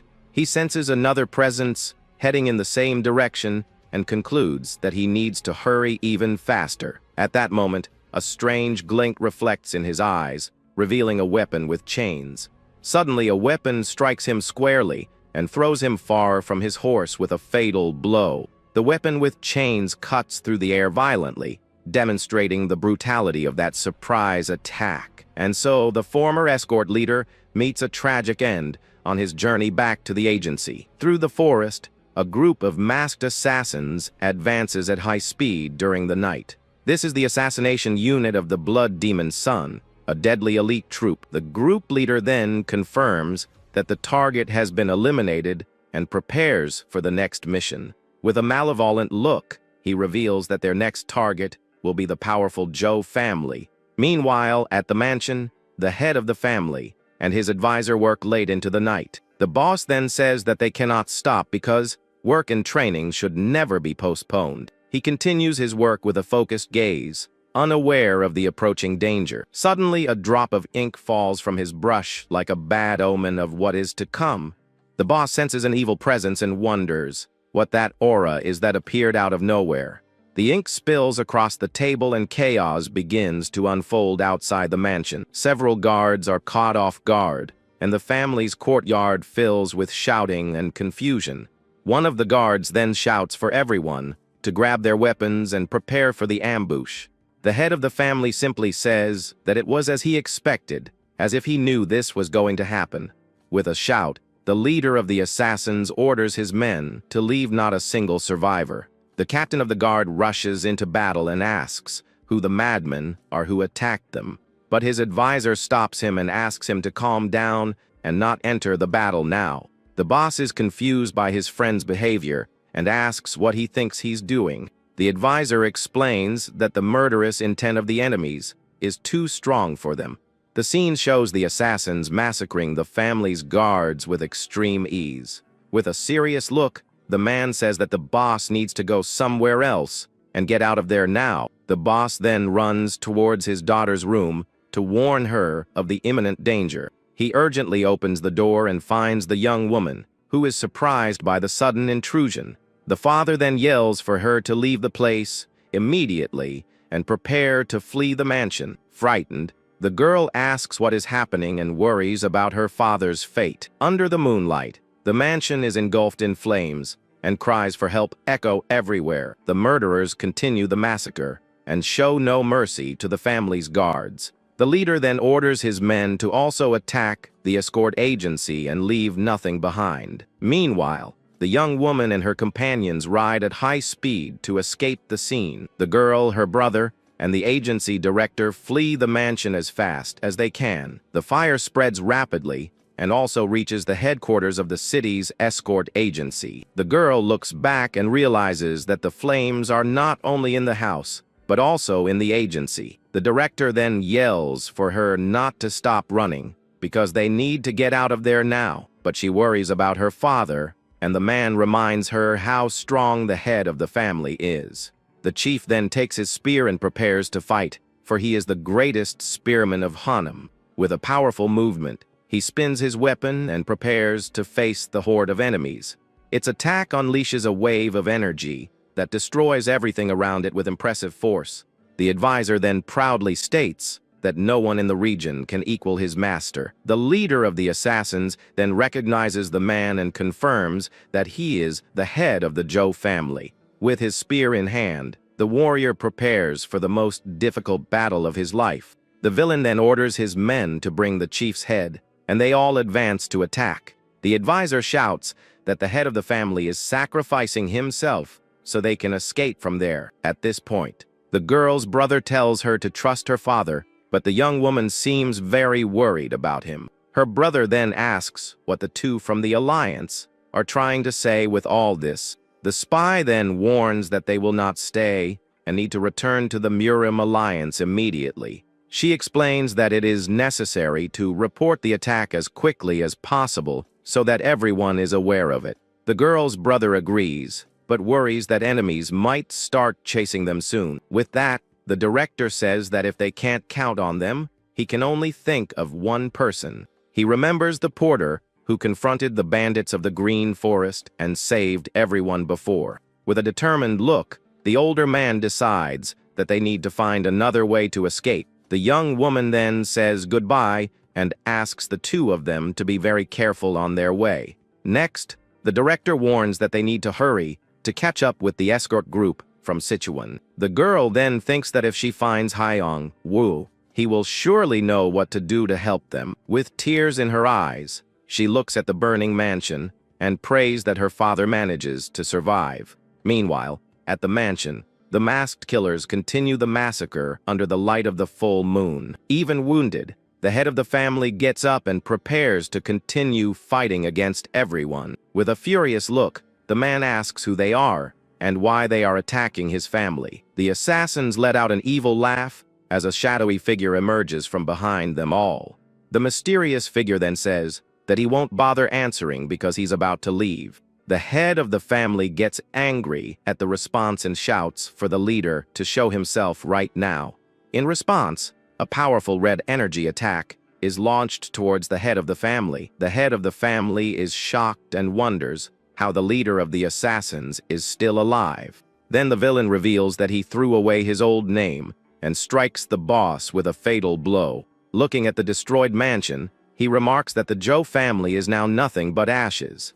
The wrongdoer asks about his killers, and the subordinate says they went to hunt the survivors. Even so, the man says he still can't understand the reason for that surprise attack. He then wonders why the blood demon child would destroy the Joe family of all people.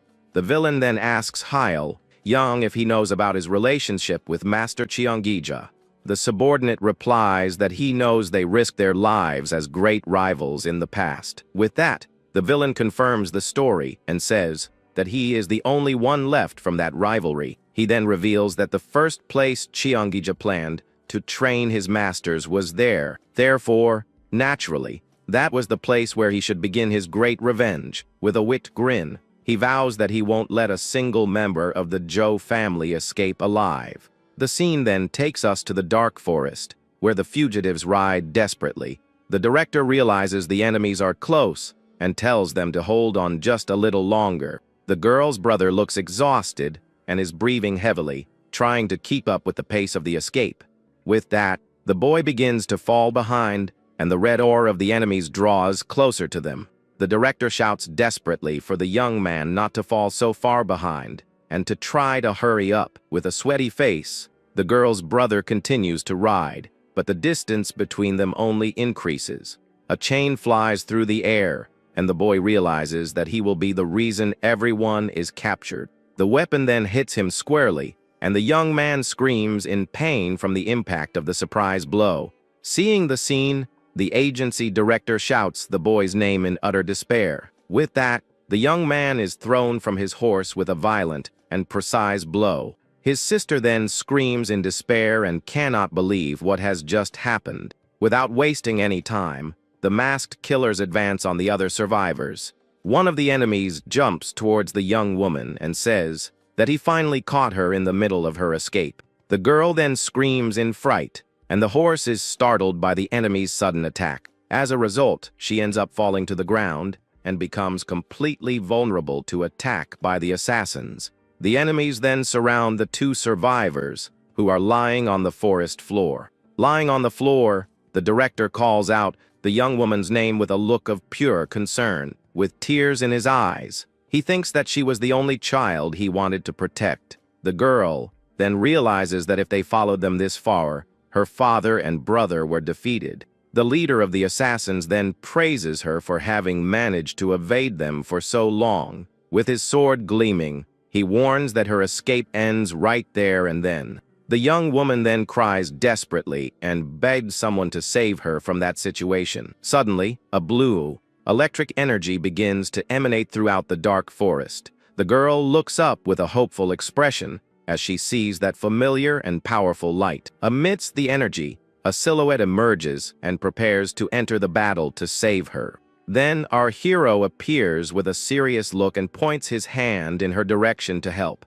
With a focused look, he says he heard her voice calling for help in the middle of the night. The young woman then cries with relief upon seeing that her savior has finally arrived to help her. The scene then returns to the escort group as they continue their journey through the dark forest. Suddenly, our hero stops walking and seems to have sensed something strange in the air. In his mind, he hears the girl's voice, desperately calling for help from afar. With that, his friend notices the change and asks what happened to make him stop like that. The swordsman then replies with a serious look that he will return in a moment. The friend gets confused and asks where he's going in the middle of that mission, but the boy disappears in the blink of an eye, and his friend screams his name in fright. Running at high speed, the protagonist thinks he definitely heard her voice. He then remembers her voice calling him and asking for his help that night. Back on the scene, the assassin prepares to deliver the final blow to the last heiress of the Joe family. But suddenly our hero emerges in the middle of an explosion of electrical energy. The enemies are shocked by the appearance and wonder who that mysterious guy is. The director then asks the boy to take care of the young woman because he trusts in his power. The protagonist then looks at the older man with a calm and serious expression. With a final sigh, the elder says that enough is enough and finally rests. The leader of the assassins shouts that it doesn't matter who he is because he will just be another body. The swordsman then places his hand on the girl's head in a gesture of pure affection. With his touch, the young woman feels all her fear and weariness vanish like snow. With a gentle look, the boy asks her to wipe away the tears that are streaming down her face. Then he turns to his enemies and says he's going to finish all this very quickly. With that, the boy leaps into the air and charges into the middle of the battle with impressive speed. He moves like lightning and defeats multiple enemies at once with his electric attacks. The assassins scream in pain and don't understand what kind of martial art he was using. With his sword, he then unleashes a rain of lightning that strikes all remaining enemies. The young woman is shocked to see that nearly 20 murderers have turned to ashes in a single instant. She then thinks that if she had his strength, perhaps she could have protected her entire family. With a serious look, the protagonist prepares to do what needs to be done at that moment. The boy then says he'll be right back and places his hand on a large rock that was on the ground. With a sad look, he promises that he will let the director rest in a much better place. The girl then approaches him and asks what she should do now that she is alone in the world. Without her father or brother, she doesn't know what to do and feels completely lost and directionless. The word, alone, hits him hard because he also knows very well what it's like to feel that way. He then remembers that he too survived that hell alone and went out into the world without anyone.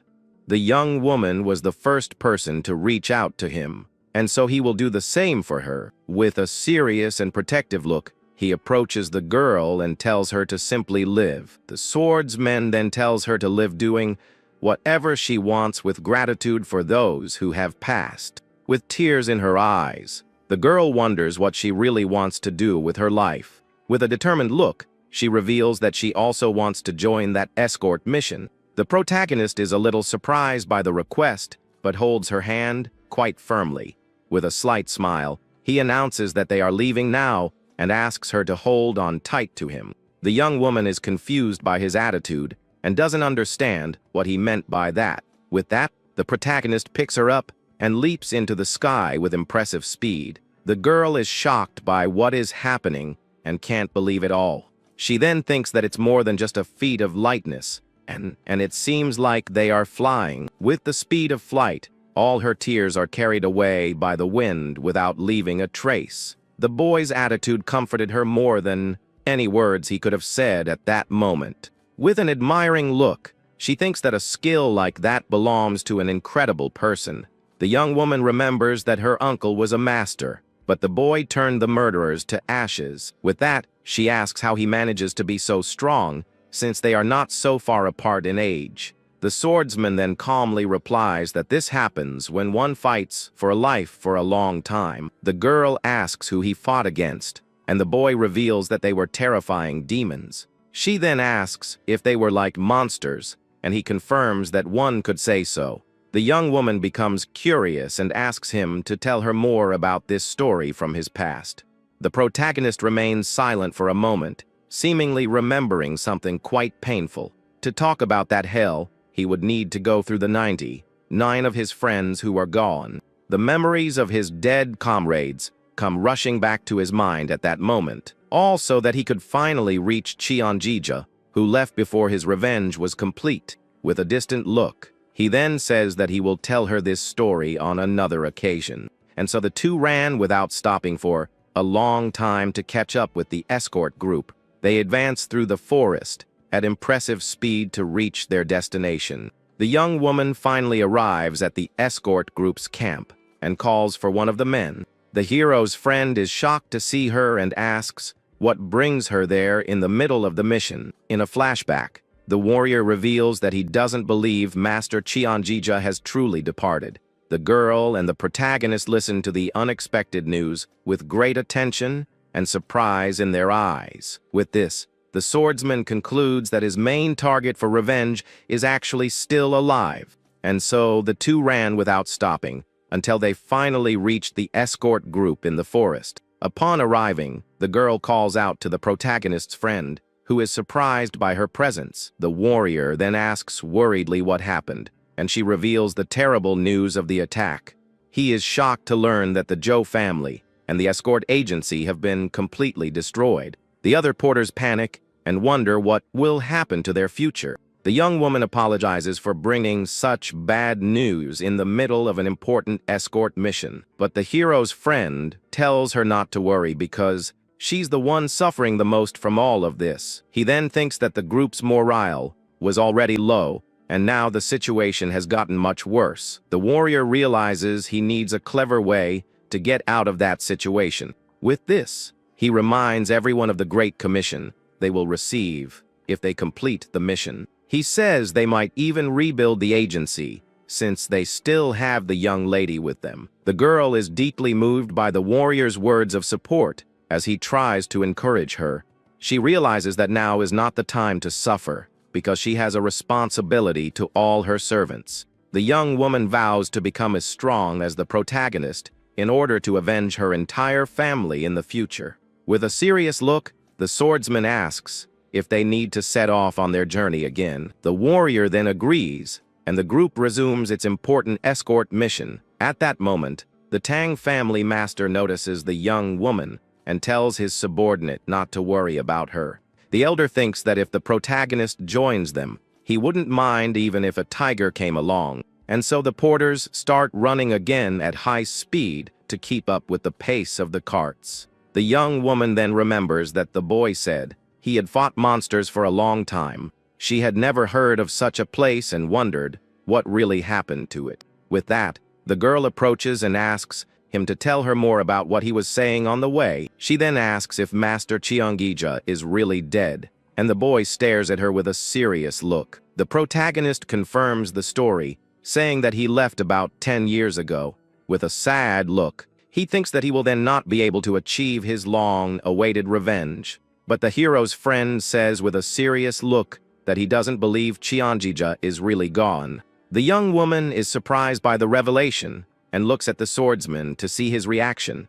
The protagonist then asks if he thinks his greatest enemy is still alive out there. The warrior explains that there are many suspicious parties and that the rumor has no reliable source. It's as if someone spread the news so that everyone in the martial arts world would believe it. The girl asks who would do that, and the hero's friend says that the most likely suspect is a person, someone who, for some reason, wanted to escape the attention of the entire martial arts world and disappear, and that person would be Cheongija himself, who would have spread the rumor of his own departure. The young woman is shocked and can't believe he would spread the news of his own death. With that, the swordsman realizes that all of that happened exactly 10 years ago. Suddenly, the Tang family elder orders everyone to stop marching immediately. The escort group encounters a stopped convoy, and a man apologizes for the inconvenience. He then explains that the wheel of their carriage suddenly broke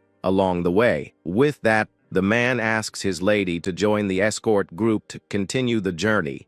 Master Tang recognizes the coat of arms on the carriage and realizes they are from the famous Yumun clan. The old man becomes suspicious because right when the cargo leaks, one of their carriages breaks down there. From inside the carriage, a female voice apologizes and says she cannot accept a no for an answer. Then a beautiful woman appears and introduces herself as Uman Hai, daughter of the head of the Yumun clan. Young Xia Lian and the others are shocked by the newcomer's unparalleled beauty, but that the protagonist is unimpressed and thinks it's all just a big misunderstanding. Wearing elegant shoes, the young woman prepares to step down from the carriage and join the group. She then leaps into the air with impressive grace and lightness, surprising everyone. The woman floats in the air like a fairy and leaves all the men speechless with the scene. Her beauty was so great that everyone immediately thought of the phrase, "beauty that brings down kingdoms." Even the elder of the Tang family is momentarily captivated by the young woman's beauty. Like a butterfly, she lands gently on her destination with a delicate and perfect movement. The newcomer then climbs onto one of the carts, carrying the mission's goods. With a seductive smile, she sits atop the load as if she owns the place. One of the porters says it's not appropriate for someone to travel with the escort's goods. The swordsman then continues to silently observe the situation with a serious and distant look. With a red face, Master Tang says he will take her to the next town since the carriage broke down. The hero's friend is shocked because even the powerful elder seems to have fallen under her spell. The newcomer then thanks them with a seductive smile and says that she is now in their care. With that, the new leader of the escort and the other men are completely charmed by the girl. The old man suggests that she travel in the front cart, but the young woman refuses the offer of kindness. She says that since she is receiving assistance, she cannot afford to choose where she will stay. With that, the girl insists that she will travel in that cargo cart along with the goods. The old man then thinks that if that porter is guarding the cargo, everything should be fine. Then he orders the escort group to move forward and continue their long journey. The mysterious woman then gives a discreet smile as if her plan is working. She uses a sound transmission technique to communicate secretly with her men. One of them reports that the group has only one escort warrior and about 30 porters. With this, the villain concludes that Master Tang Ho Guan is the only true master among them. Meanwhile, the porters continue running to keep up with the pace of the carts. The woman thinks that with such weak protection, they are transporting 5 cartloads of grenades. These thunder grenades were once created by the powerful and feared Thunder sect. They said that these bombs were capable of wiping several sects off the map without leaving a trace. But ironically, the destruction of the sect itself also came from those same powerful bombs. After that, the Thunder sect disappeared for hundreds of years, and no one ever heard from it again. The villain thinks they could have used the grenades against her men, but there was no trace of them. The villain then wonders who on earth was capable of annihilating her elite death squad. Suddenly her gaze focuses on something, and she seems to have noticed a very unusual presence. She notices that his clothes are those of a porter, but he carries a sword and has no martial arts skills. He doesn't seem to have anything special about him, but for some reason the woman can't stop noticing him. With a shocked look, she then realizes that the charger hasn't even looked at her since he arrived. The villain doesn't understand how he can see her beauty and act with such indifference. She finds it impossible for a man not to be interested in her, so she decides to get his attention. The protagonist only turned around because he was the only porter nearby, and she called him, but the moment she sees his eyes, the woman is completely shocked by the scene. That indifferent look was a humiliation she had never felt before, and it infuriated her. With a wicked smile, she vows that one way or another she will make him kneel at her feet.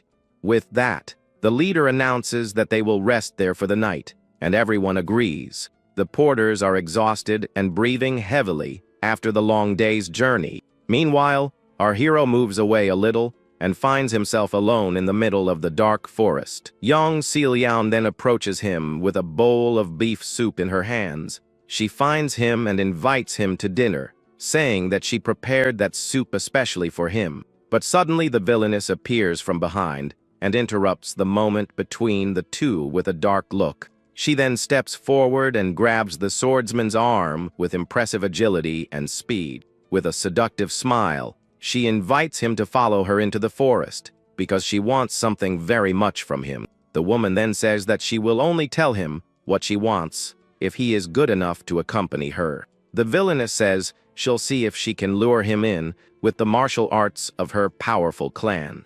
With a wicked smile, she hopes her lightness of skill won't crush his confidence. She then runs at high speed through the dark forest, thinking he would be a disappointment. But in the blink of an eye, our hero appears right in front of her with a serious look. With a serious face, the swordsman stares at her closely without showing any emotion.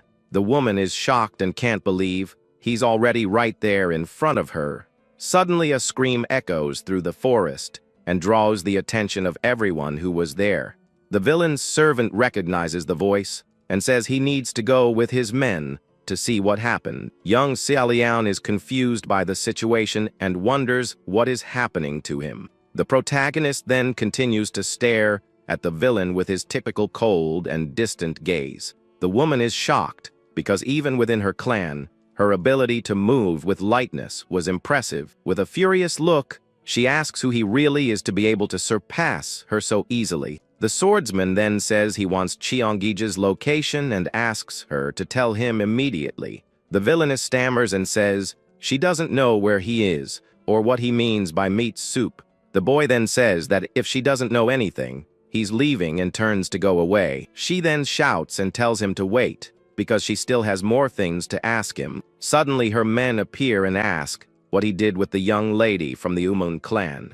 With their weapons in hand, they threaten him and say that he will pay for his audacity with his life. But the villainess yells at them not to draw their swords and to retreat immediately from that fight. With a cold, sharp gaze, our hero simply observes the scene in complete silence. The villainess's men are completely confused because the swordsman disappeared right in front of them without leaving a trace. One of the servants then asks where he went since he was right there in front of everyone.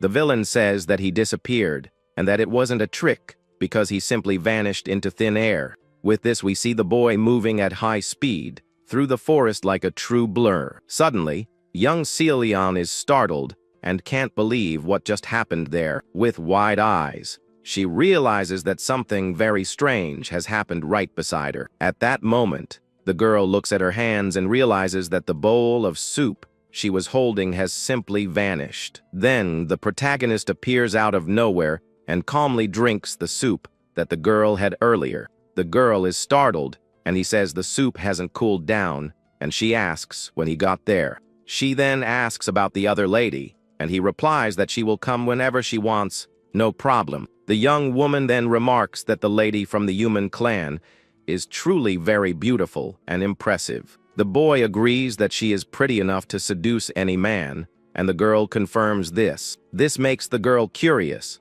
and she asks him what he thinks of her and if she's pretty too. The swordsman stares at her with a serious look and prepares to give his honest answer.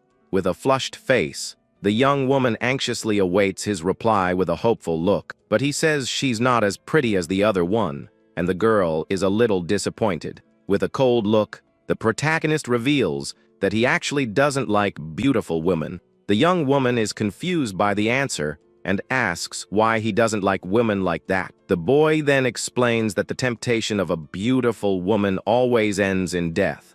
Meanwhile, the villain thinks that the porter is definitely the person she was looking for. The servant says that he must be the master who annihilated the death squad and that they need to observe him. With a smile, the villainess thinks that besides the name, she doesn't know what kind of man he really is. And so the journey continued, and the escort agency was almost at its final destination. Young Celion remembers his words and wonders what kind of life the young man had in the past. The new leader of the escort then calls her over for a chat, and she promptly responds to his call. With this, he warns her to be very careful because the atmosphere gets stranger closer to their destination. The tension in the air increases with each step they take toward their ultimate goal. The danger was real, and the Tang family elder also sensed that evil aura in the air. The master believes the only remaining threat is the Hall of the Black Serpent before they arrive. Over the past 10 years, this sect has grown considerably and has become the only force that threatens the Tang family. With danger approaching, the group continues its journey at high speed through the forest. The old man is indignant and wonders if there has been an information leak within his family. The girl warns about the ambush, and the hero says there must be about 100 enemies nearby. The girl is shocked by his precision, and the villain is also surprised by the boy's skill. The woman thinks it's almost unbelievable that he knows the number of enemies just by their presence. Suddenly, several black dots appear in the sky, and the enemies finally emerge to attack. A horde of assassins leaps from the trees and prepares to attack the escort group by surprise. With a calm look, the protagonist says that about 50 of them appeared first in front. The master shouts that the cargo is what matters and orders the hero only to protect their goods. With this, the elder advances into the midst of the battle, releasing his aura to confront all enemies. The elder shouts that they are more than enough to defeat all the enemies of the sect. The hero's friend then asks him what he thinks of the situation and whether he agrees with the master. But the boy says not to worry, because the old man's side will surely win the battle. And so the fight begins, and the Tang family warriors easily massacre their enemies. The battle unfolds brutally, and the men of the Black Serpent Hall don't stand a chance. For the elite warriors of the Tang family, the large number of enemies meant nothing. Seeing that, the villain begins to feel a little uneasy about the outcome of that battle. She then wonders if they ended up underestimating the power of the famous Tang family too much.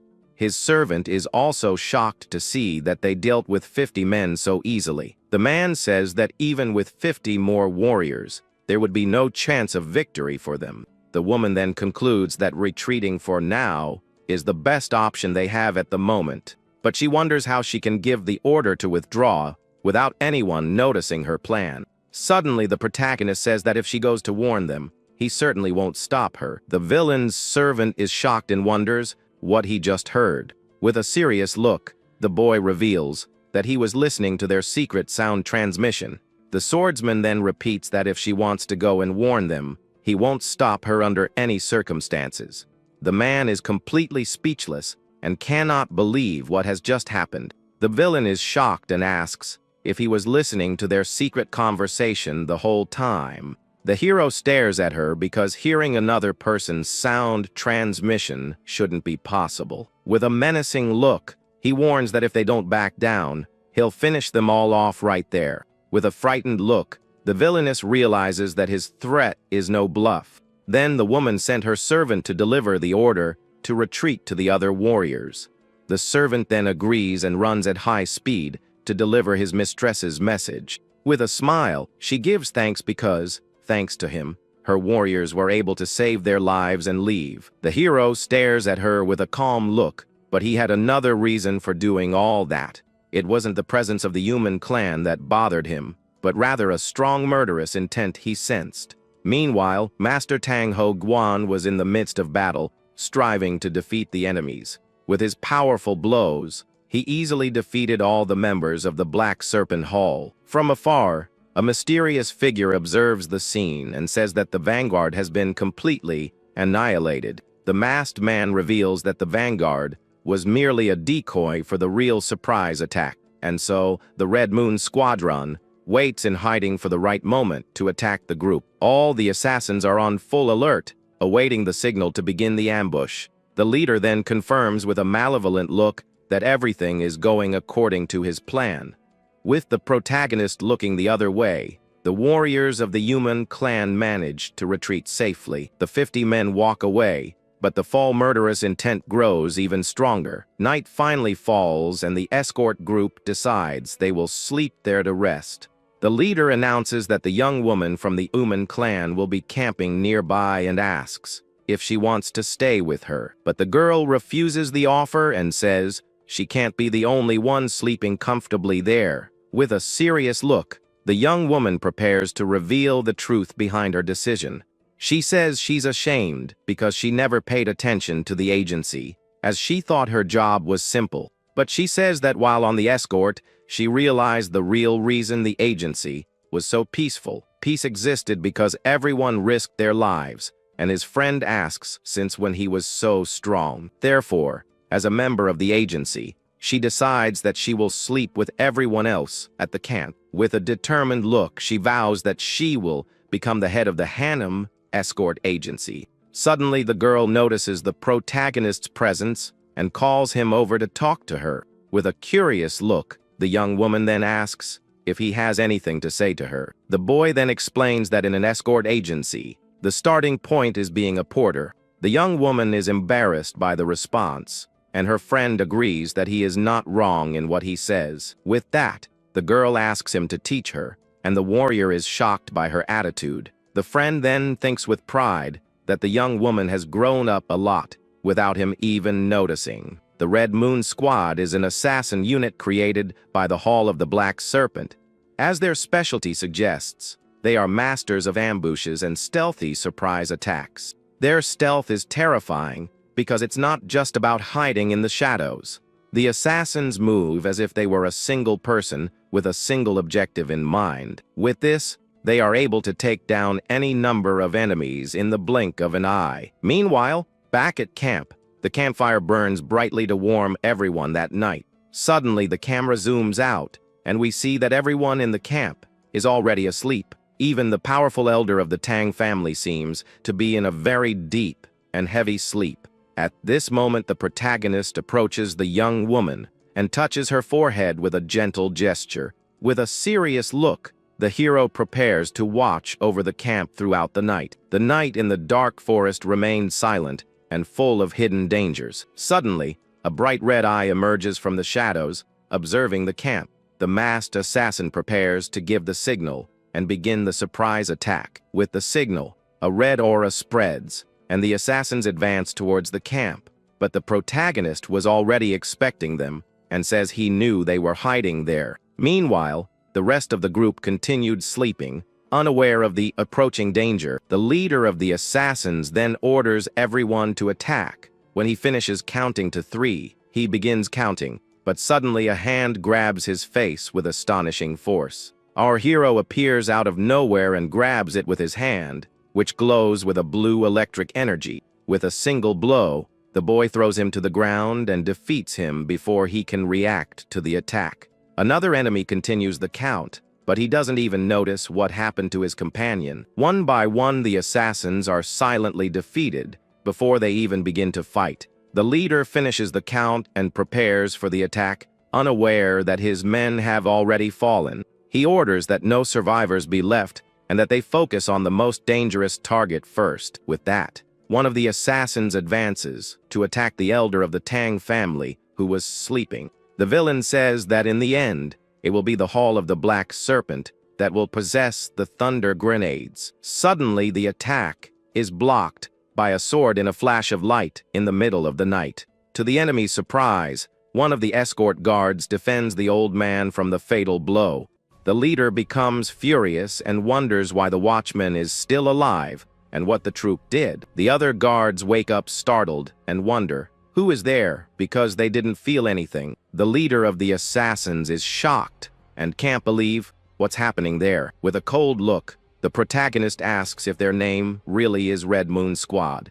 The villain is startled and wonders how he managed to hear their secret sound transmission. Then the hero reveals that there is no more squad because only that enemy remains alive. The murderer screams in despair and asks what kind of monster he is to do all this. With a cold look, the boy tells him to go join his companions who have already left. Then he unleashes a powerful electric attack with an impressive blue energy. The villain doesn't believe their plan ended so easily after so much preparation. With that, the last member of the squad is completely disintegrated by the powerful energy. Master Tang wakes up startled, and his nephew warns him that the forest is full of enemies. The hero's friend explains that it seems the survivors attempted one last ambush.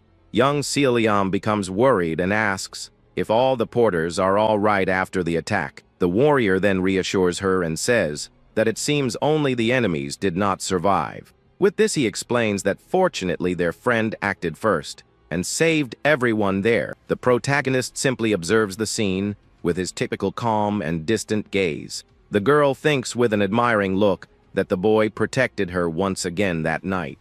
The villain thinks she thought he was merciful, but perhaps not as much as she imagined. With a smile, she concludes that he is truly a man who cannot be deciphered. And so, the escort group prepares to continue its long journey in the morning. Thanks to the hero's help, they escaped danger and ran safely to their destination. Finally, the escort group arrives at its final destination, the city of Chengdu in Sichuan. One of the porters celebrates and says that as soon as they pass through the streets, the mission will be over. The mysterious girl then looks at the young Celian with a suggestive look and begins to speak. With a smile, she asks the other girl what she meant by all that. Young Celian then reminds her that she said she needed to go somewhere before they arrived in the city. The woman then tells the girl not to worry because she will leave at the right time. With a mysterious look, she turns and tells young Celion to just watch what comes next. Then the hero's friend says that he will be busy when they arrive, but the boy doesn't understand anything. The warrior explains that the Ake family mansion exists and asks if his friend didn't have that name. He then says that he thought the hero would like to visit the family of his important friend from the past. With this, the protagonist remembers his friend's last words, asking him to live and to apologize. With a determined look, the swordsman says that they will go to the Ake family mansion right now. Finally, the escort group reaches their destination, the home of the Sichuan Tang family. A man greets them, happy to see his martial uncle back safe and sound. The group of heroes admires the place and finally realizes they've arrived in Sichuan. Just then, the older man hands over a bag of coins as payment for the job. He gives the money to Chief Zhou and says he hopes to work with her again. Holding the bag, she thinks that this is her first fee as the head of the agency. With tears in her eyes, the girl is moved by the reward she received. She remembers how she lost her family and her entire old mansion in a fire. That first payment meant a lot to the young woman after so much loss. A friend comforts her and tells her not to worry, because things will get better. Wiping away her tears, she agrees and says she needs to be strong for those who are left. With a smile, she thanks her friend and asks him to look after her from now on. Meanwhile, Amun Hai's group also followed everyone to the Tang family home. One of the men regrets not getting the grenades, but the woman tells him to forget about it. Her colleague says that the main house will find out about the grenades anyway. The woman says her clan has never failed to get what they want in the end. With a smile, she turns and says that what she wants most right now isn't an item. At that moment, she reveals that what she desires most is that man, our hero. But she wasn't the only one who had her eye on the young man who saved everyone's lives. Everyone he saved looks at the young master with gratitude. Our hero, however, seems completely oblivious to all this attention. His friend remembers that there's a mansion of the AK family nearby, just like his. The elder offers them a place to rest, but the friend declines, saying he has business with the young man. Suddenly, the protagonist leaps high into the air, surprising his friend. He lands lightly on the roof and begins to observe the whole city from above. With a determined look, he concentrates to feel the energy of the place. He tries to sense a key similar to that of his missing friend, a key CJ. Just then, he manages to feel a very familiar energy flow in the city. Then, the young man points to an inn and suggests they stay there for the day. One of the group members mentions taking a bath, and the chief asks where they are going. The friend says they'll explain everything when they get back, as nothing is certain yet. With a serious look, the protagonist watches the girl without saying a word. He then raises his hand and prepares to do something unexpected. With a gentle gesture, the young man places his hand on the group leader's head. She gets confused and wonders if it's a compliment for doing a good job. Right after, a warm sensation begins to spread throughout her body. He says he'll be back soon and turns to leave with his partner for the mission. In a hurry, his friend calls for him to get going, and the two of them run off. The young woman watches the two of them quickly move away down the busy street. As they run, his companion realizes that someone is following them closely. Just then, the mysterious woman appears right behind them without them noticing. His partner complains that the woman has no intention of leaving them alone. He gets annoyed because she's following them without even knowing where they're going. Calmly, the protagonist says that his friend's speed is too slow. He then places a hand on his friend's back to help him run faster. The hero transfers some of his ki so his friend can speed up. The blonde-haired man is surprised to feel his legs suddenly become much lighter.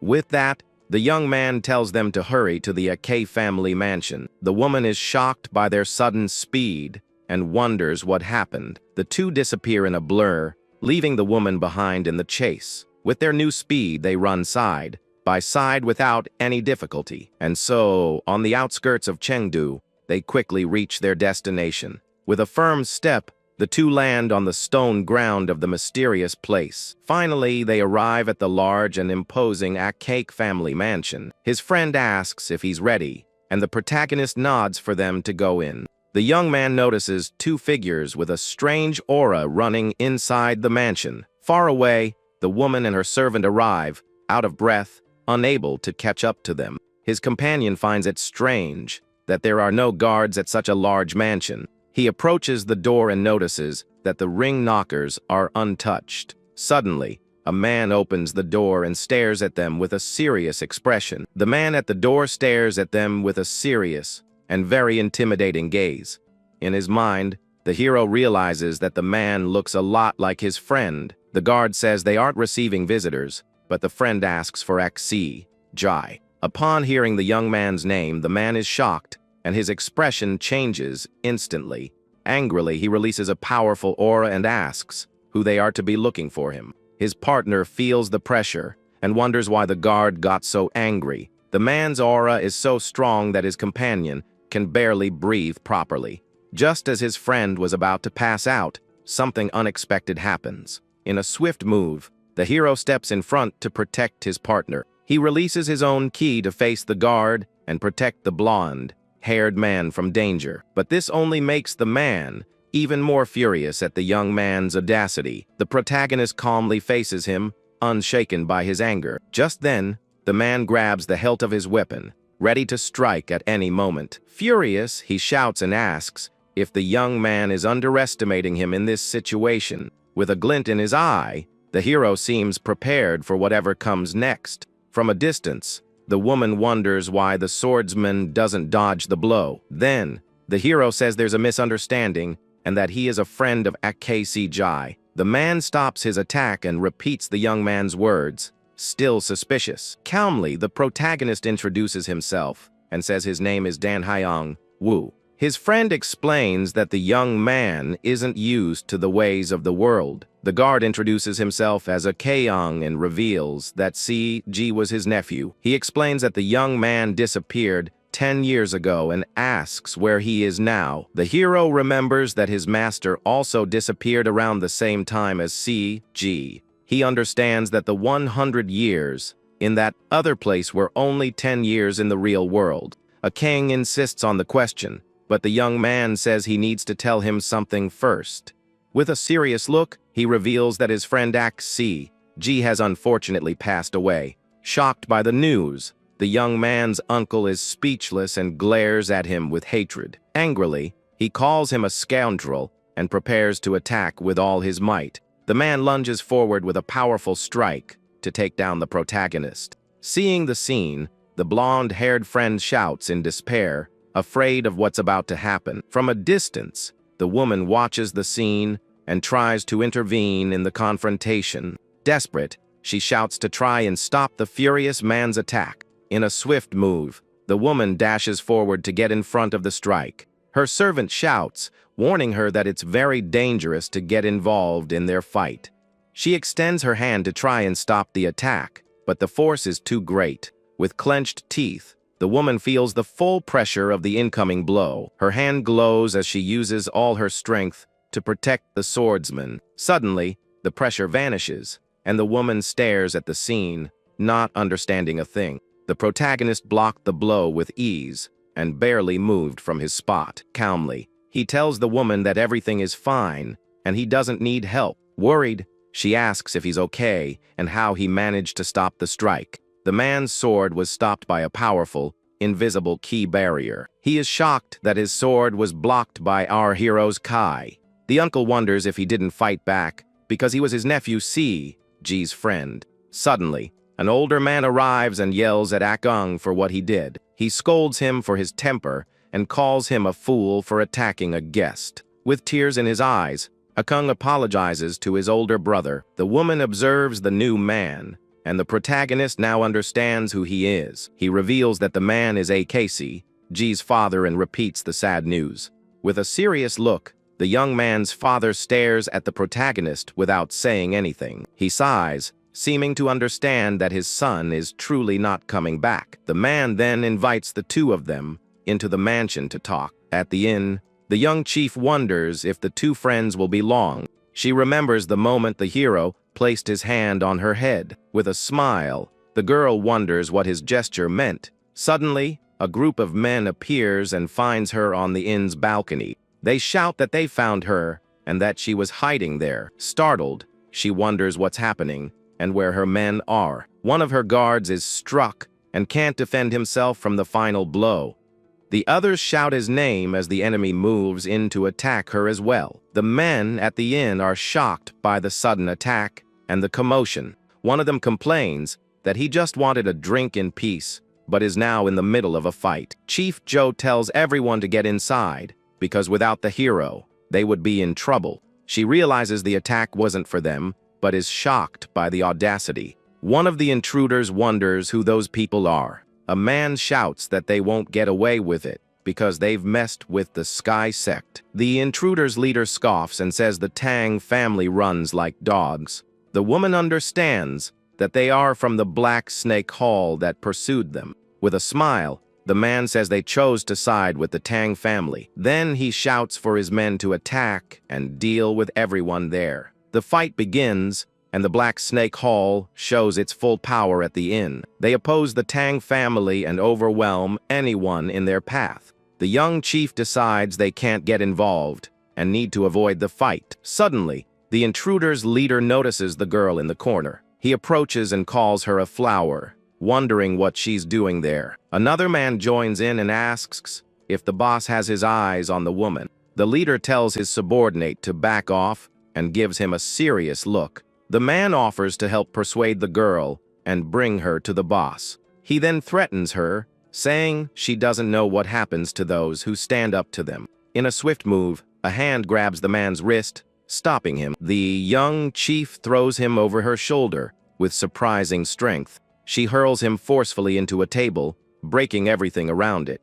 The man is shocked and says he thought she was just a pretty flower. With a furious look, the woman shows that she has her own thorns. The other intruder is surprised by her strength and asks who she is. She introduces herself as Jo Seal Yine, the eldest daughter of the head of the Zhou family. Proudly, the young woman also reveals she is the head of the Hanem escort agency. The man is shocked by the revelation and can't believe what he just heard. The others start to laugh and mock her for being the head of an agency.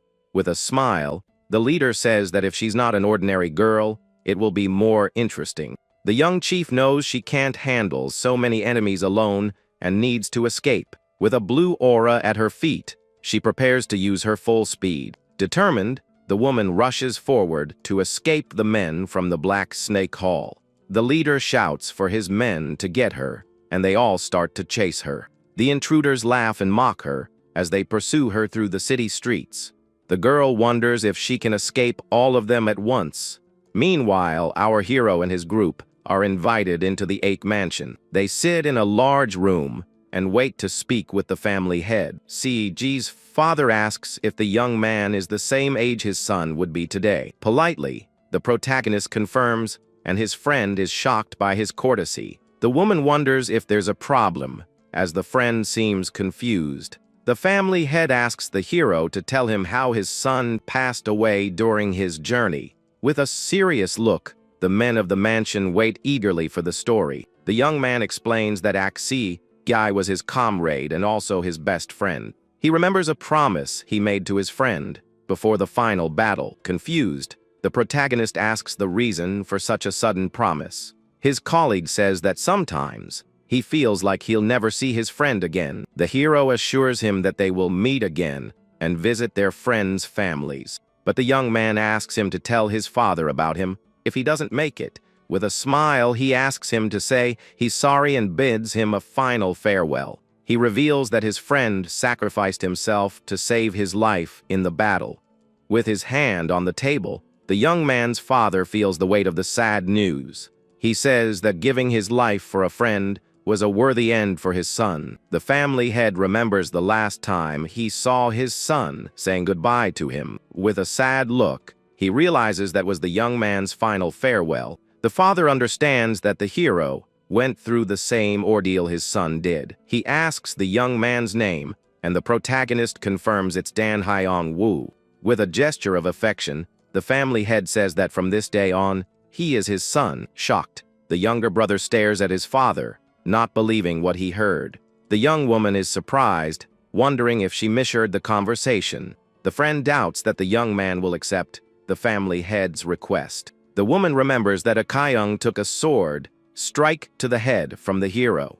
To everyone's surprise, the protagonist says he accepts the man's offer. With a smile, he calls him father and agrees to become part of the Ake family. With tears in his eyes, the family head gets emotional and calls out his son's name. The hero feels his friend's spirit by his side and smiles at his decision. The father laughs and says he is bold and direct, just like his son used to be. He then asks for a banquet to be prepared to celebrate his son's return. With the family head's order, the mood in the room lightens, and everyone celebrates. Meanwhile, the hero's friend hears the story of the Aki mansion from the uncle. 10 years ago, the family was not well known, and the head's son disappeared. When the father had almost given up, a mysterious master appeared to help him. He taught him a powerful technique, and the family head trained to forget his pain. Thus, the Ak family gained its reputation and became very powerful. But a group started attacking the Saks, and now the fight is with them. The uncle apologizes for the attack and blames the Black Snake Hall for the confusion. The woman is startled to hear the name and remembers the attacks on the road. The family head is confused by the young man's reaction and calls him son again. The hero tries the drink and says that this is what they call alcohol. He realizes the girl is faster than he thought for a chief, but he knows no one can save her now that she's alone. The hero says he needs to step out for a moment and bids farewell to his new father. The family head asks where he is going, but the young man doesn't answer the question. He just leaves the bottle on the table and prepares to leave the mansion. The friend is confused and calls out to him, but the hero is already leaving. Meanwhile, the young chief is surrounded by men from the Black Snake Hall. The girl runs desperately through the streets, but they manage to catch up to her. She realizes she has nowhere left to run and prepares to fight. The leader scoffs and says the escort chief is not a big deal after all. He tells her to give up and surrender, but she isn't intimidated by the threat. The girl tries to defend herself, but is no match for the man attacking her. With a strong kick, he knocks her to the ground, leaving her completely defenseless. The man is surprised by the ki flowing through the young chief's body. She is confused, as she didn't know she had that kind of energy in her body. The woman remembers that the hero blew his kai into her to protect her from danger. The intruder calls her arrogant and prepares to attack her with his sword. Another man warns him to be careful, but the leader says he'll just disarm her. The girl knows she can't win and that the hero's ki is already gone. Determined, she decides she'd rather end it all than be humiliated by them. The man moves forward and says he'll start with her upper body. The young woman asks her father and brother for forgiveness for not being able to avenge them. With a dagger in her hand, she prepares to take her own life right there. Suddenly, the hero appears and says he didn't arrive too late to save her. He stops the man's attack with his hand and glares at him with a serious look. The intruder's sword shatters into several pieces, and he cries out in pain. With a scream of agony, the man feels the full power of our protagonist. The others are confused by the smoke and can't see what happened. The hero emerges from the confusion and protects the young chief from the intruders. Shocked, the girl wonders what he did and calls him brother. She admits she was reckless, but thought that would be her end. The protagonist scolds her and asks if she was really going to throw her life away. With a cold look, he says it would have been a waste if she had done that. The two stand side by side and face the men from the Black Snake Hall. The leader notices her ki is gone and that she is completely exhausted. He observes the two, and the hero understands what happened at the inn. With a serious look, the young man tells the young woman never to do that again. One of the intruders shouts and asks if they aren't afraid of the Black Snake Hall. For the first time, the girl sees an expression of anger on the hero's face. With a furious look, the protagonist glares at the men who threatened her. In a swift move, He rushes forward to take care of all of them at once. The men from the Black Snake Hall are shocked by the hero's strength. With a blue aura, the ground trembles and the intruders lose their balance. One of them screams in fear upon seeing the earth move beneath his feet. The protagonist attack throws them into the air, leaving them defenseless. With the impact, the men are defeated, and the fight seems to be over. The group's leader can't believe what he's seeing and thinks the earth is alive. Spikes of earth rise from the ground and attack the intruders with fury. One of the men shouts that it's impossible and doesn't understand what's happening. An earth dragon emerges from the ground and attacks the men with its mouth. It devours the intruders and ends the threat once and for all. With tears in her eyes, the young chief watches the scene, speechless. The hero explains that the technique is the powerful earth dragon. He reveals that it's the second form of the three powers sword technique. The protagonist tells her it's time to go because he needs to finish his meal. Back at the mansion, everyone is celebrating, but one man seems worried. They drink and celebrate, but the tension with the Black Snake Hall remains. While everyone is having fun, one man can't relax at the party. Yan Back, the man in charge of finances, is worried about the situation. He can't forget that our hero left in the middle of the meal. The man finds it strange that he disappeared just when they could be attacked. The family head tells him not to worry, as the young man is like a son now. But Yan Baek insists, saying the Black Snake Hall will do whatever it takes. He fears the hero might be a spy sent to exploit their feelings. The man understands that now is the perfect time for a surprise attack. His fears were not unfounded, and a group of men approaches. The White Moon and Black Moon units of the Black Snake Hall advance. The leader orders them to finish the AK family that very night. Suddenly, a voice says they aren't going anywhere and stops them. One of the henchmen shouts and asks who dares to interfere with their plans. A bolt of light falls from the sky, and one of the men is shocked by what he just saw. With a cry of pain, the men are hit by the lightning and fall to the ground. The others are shocked and shout the name of their defeated leader. Two figures emerge from the smoke, and the intruders prepare to fight. The hero appears with the young chief, protecting her with his body and sword. With a cold look, he says he won't let anyone ruin his father's mood. In the blink of an eye, the protagonist rushes forward and takes out the remaining intruders. The girl is confused and wonders when the young man got a father. Lightning strikes from the sky, destroying everything around the men of the Black Snake Hall. A guard from the Ack family watches everything from a distance under Yan Baek's orders. He sees the scene and realizes that our hero looks like a true demon. With glowing eyes and an aura of power, the young man frightens the guard. He runs back to the mansion to report what he has just witnessed. The guard bursts into the room and announces that the Black and White Moon units are attacking. Yan Baek says he knew it, and that they came to end everything at once. The hero's friend and the woman are confused by the sudden news. With his hand on the table, the family head prepares for the battle to come. He shouts for them to bring his sword and releases all his power in the room. In an instant, the family head expels all the alcohol from his body to fight. The guard interrupts him and says that the intruders have all been defeated already. Confused, the man asks what he's talking about and doesn't understand the situation. The watchman explains that a demon appeared and took out all the enemies.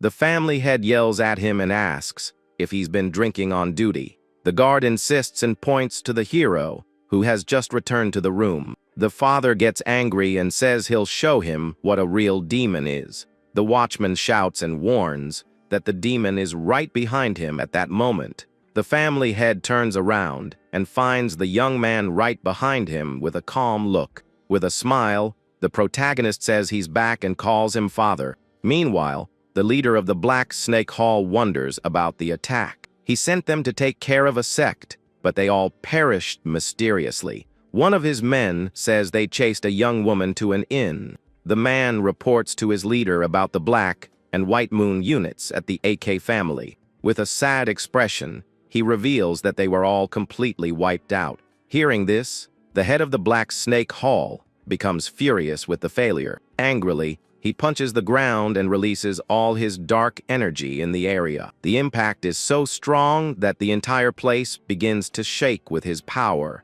Pieces of rock fly everywhere from the force of the leader's blow. He says he has already ordered the bodies of the failed Indigo Moon unit to be cleared. With a serious look, the man says that for now, they will return to the main sect. Then he orders them to bring the celestial bomb to destroy the Anicap family. The next day at the Ak mansion, a woman thanks them for their help the previous night. The escort agency group says their goodbyes, but the young woman refuses the offer to rest. Our hero watches the chief walk away with a thoughtful expression on his face. The woman from afar observes the two and seems concerned about their relationship. She complains to her servant that the young men left her behind without explanation. The man calls her the grandson's partner, and she turns around, surprised by the tease. He repeats the word, partner, and asks if the agency leader is his fiancée. The woman glares at the young chief from a distance, and the servant asks what she thinks of her.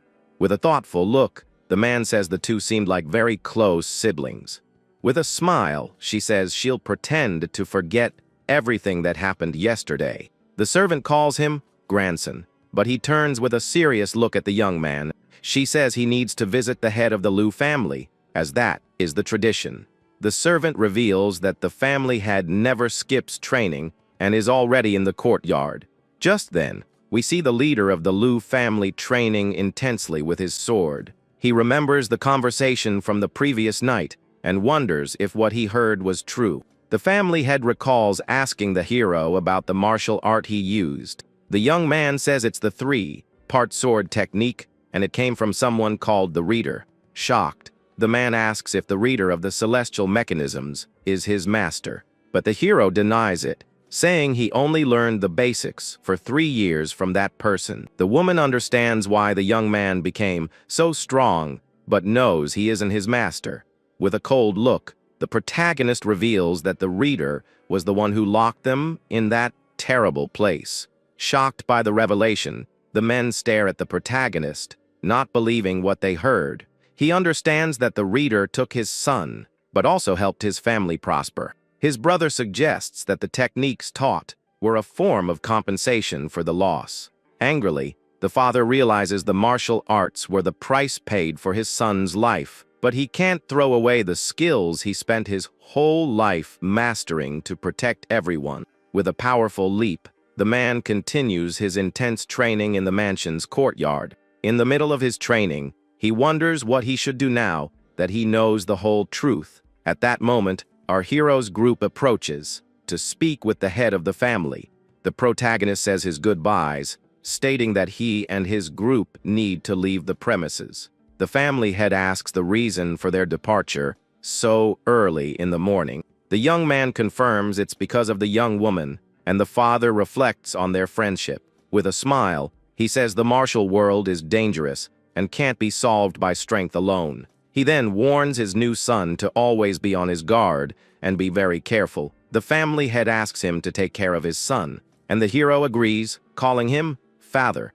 When they return to the inn, the young chief and her group are greeted with relief. Her men say they were worried because she could have gotten hurt. With a smile, she apologizes and says they will go back to rebuild the agency. All of her men are happy with the news and support their leader's decision. One of her companions says he will help in any way needed to rebuild the place. Suddenly, hurried footsteps interrupt the conversation, and someone comes running.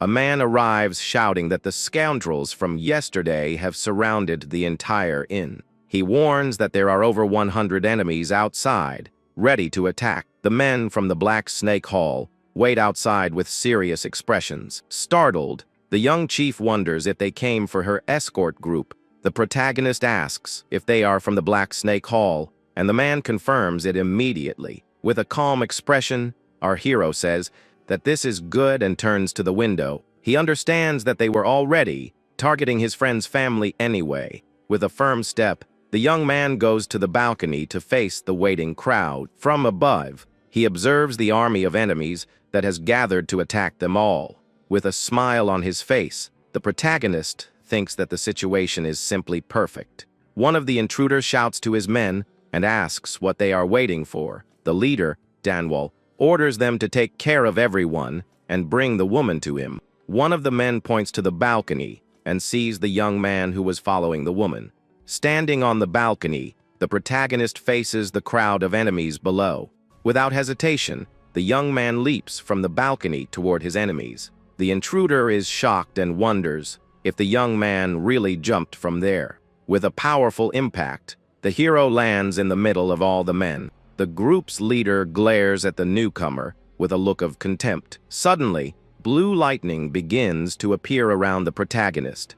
The energy intensifies, and the sky fills with powerful lightning bolts. The leader is startled by the scene and doesn't understand what's happening. He can't believe that lightning could fall from the sky on such a clear day. With a cold look, the hero declares that the Black Snake Hall will disappear. With his overwhelming power, he annihilates all the sect members there. Sometime later, we see the group cleaning up the mess left by the fight. The young woman apologizes for the mess, and her friend comforts her, saying it's normal. But she is worried about the young man who faced the entire sect alone. As they work, a feeling of concern hangs in the air among them all. Her friend reassures her and says he's sure he will come back safely. Meanwhile, the sect decides to use its 3 celestial bombs to survive. These bombs were created by the Thunder sect and are very destructive. Because they are difficult to control, even the Thunder sect was consumed by them.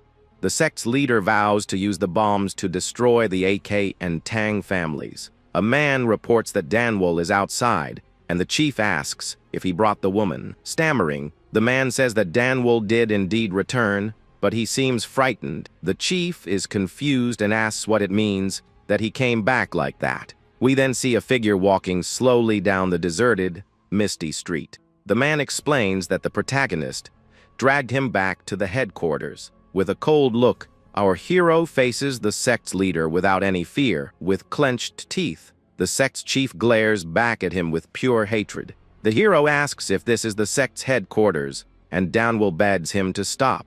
With a calm look, the young man observes the large fortress in front of him. He then drags the man toward the imposing enemy base. Just then, the protagonist comments that the entrance to the place is quite unusual. Danwol explains that the place is a labyrinth, and only members know the way, but the hero says that won't be necessary, and prepares to attack. The man is completely shocked by the young swordsman's audacity. With a powerful kick, he sends the sect leader flying high into the air. The man's body flies at high speed toward the main building. He smashes through the entrance like a missile, destroying everything in his path. Debris flies everywhere from the devastating impact of the blow. Seen through the hole, the hero prepares to make his own entrance. The sect's entrance is completely destroyed after the initial attack. A giant hole is torn in the structure, showing the young man's power. With a determined look, he says he will carve his own path here. He then punches the leader who was thrown, sending him even farther. The man is thrown backward amidst the debris flying through the air. He flies once more and crashes through another wall from the force of the impact. With that, the sect leader falls to the ground, completely defeated and unresponsive. The other sect members draw their swords and prepare for a fight. The sect's chief is shocked to see the destruction of the labyrinth and its traps. He shouts that no matter how strong the young man is, he won't get out of there alive. A dark energy begins to manifest around the sect's chief. With a roar of anger, the leader unleashes all his power for the confrontation. His energy rushes toward our hero to attack him. The man's face contorts with rage as he uses his strongest technique. He wonders what kind of key that is, and if the young man is an ancient master. The protagonist faces the dark energy without showing any fear. After the attack, everything falls silent, and only Rebel remains. The hero walks calmly and asks if that man is the leader of the sect. The leader says he has no choice and grabs the celestial bomb to attack. With a fiery glow, the artifact is activated and ready for use. Then, he shouts the bomb's name and throws it with all his might. Our hero, however, calmly waits for the attack with his sword in hand. The young man looks up, seeming unconcerned by the approaching danger. Right after, a gigantic explosion consumes the entire headquarters. The chief says the bomb is powerful and that not even he could escape its full power. With a smile, he guarantees that not even a martial god could survive that. Suddenly, a voice asks if he's finished saying his last words. Emerging from the flames, the protagonist summons the powerful Earth Dragon technique. His sword glows, and he points it at the ground to begin the attack. With that, spikes of earth begin to sprout from the ground with incredible force. A giant earth dragon forms and glares at the sect leader with fury. The creature opens its enormous mouth and prepares to devour the frightened man. Desperate, the sect chief screams as he is swallowed by the earth beast. With a single blow, the dragon finishes off the leader of the Black Snake Hall for good.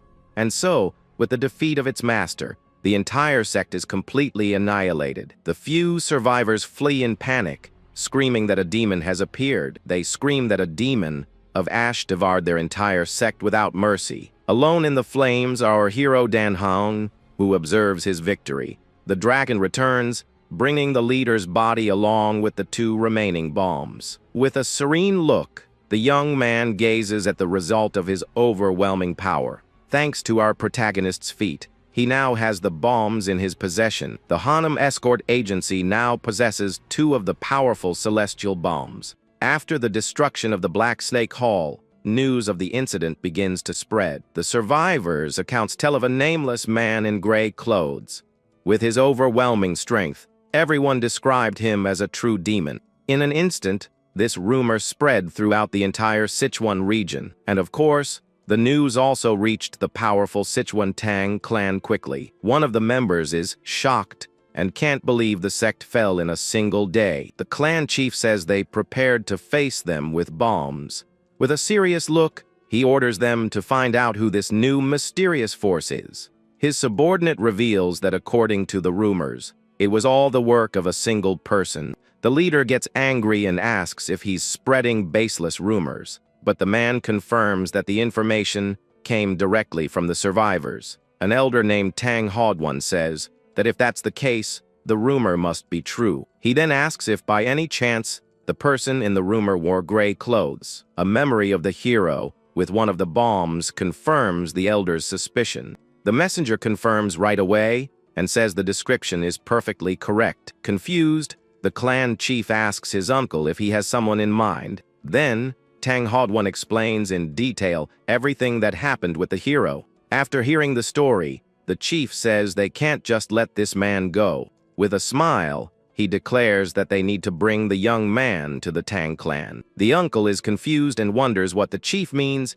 by a perfect match. Meanwhile, our protagonist walks calmly through the city streets. He walks through the area, drawing the gazes of all the curious townspeople. His friends from the escort agency wave and greet him with smiles. From a balcony, 2 women also watch him with great attention. One of them smiles at the young man and seems very interested in his presence. Our hero just continues on his way with a calm expression on his face. Far away, the news of the sect's fall reaches the ears of another group. A subordinate confirms that they invested a lot of effort in that place. A shadowy figure sitting on his throne demands they explain everything in detail. The man reveals it was all the work of one of the men created by the reader. Far away, a powerful man becomes furious upon hearing about the incident that occurred. His servant says that fortunately, they know where the responsible party is working. The leader asks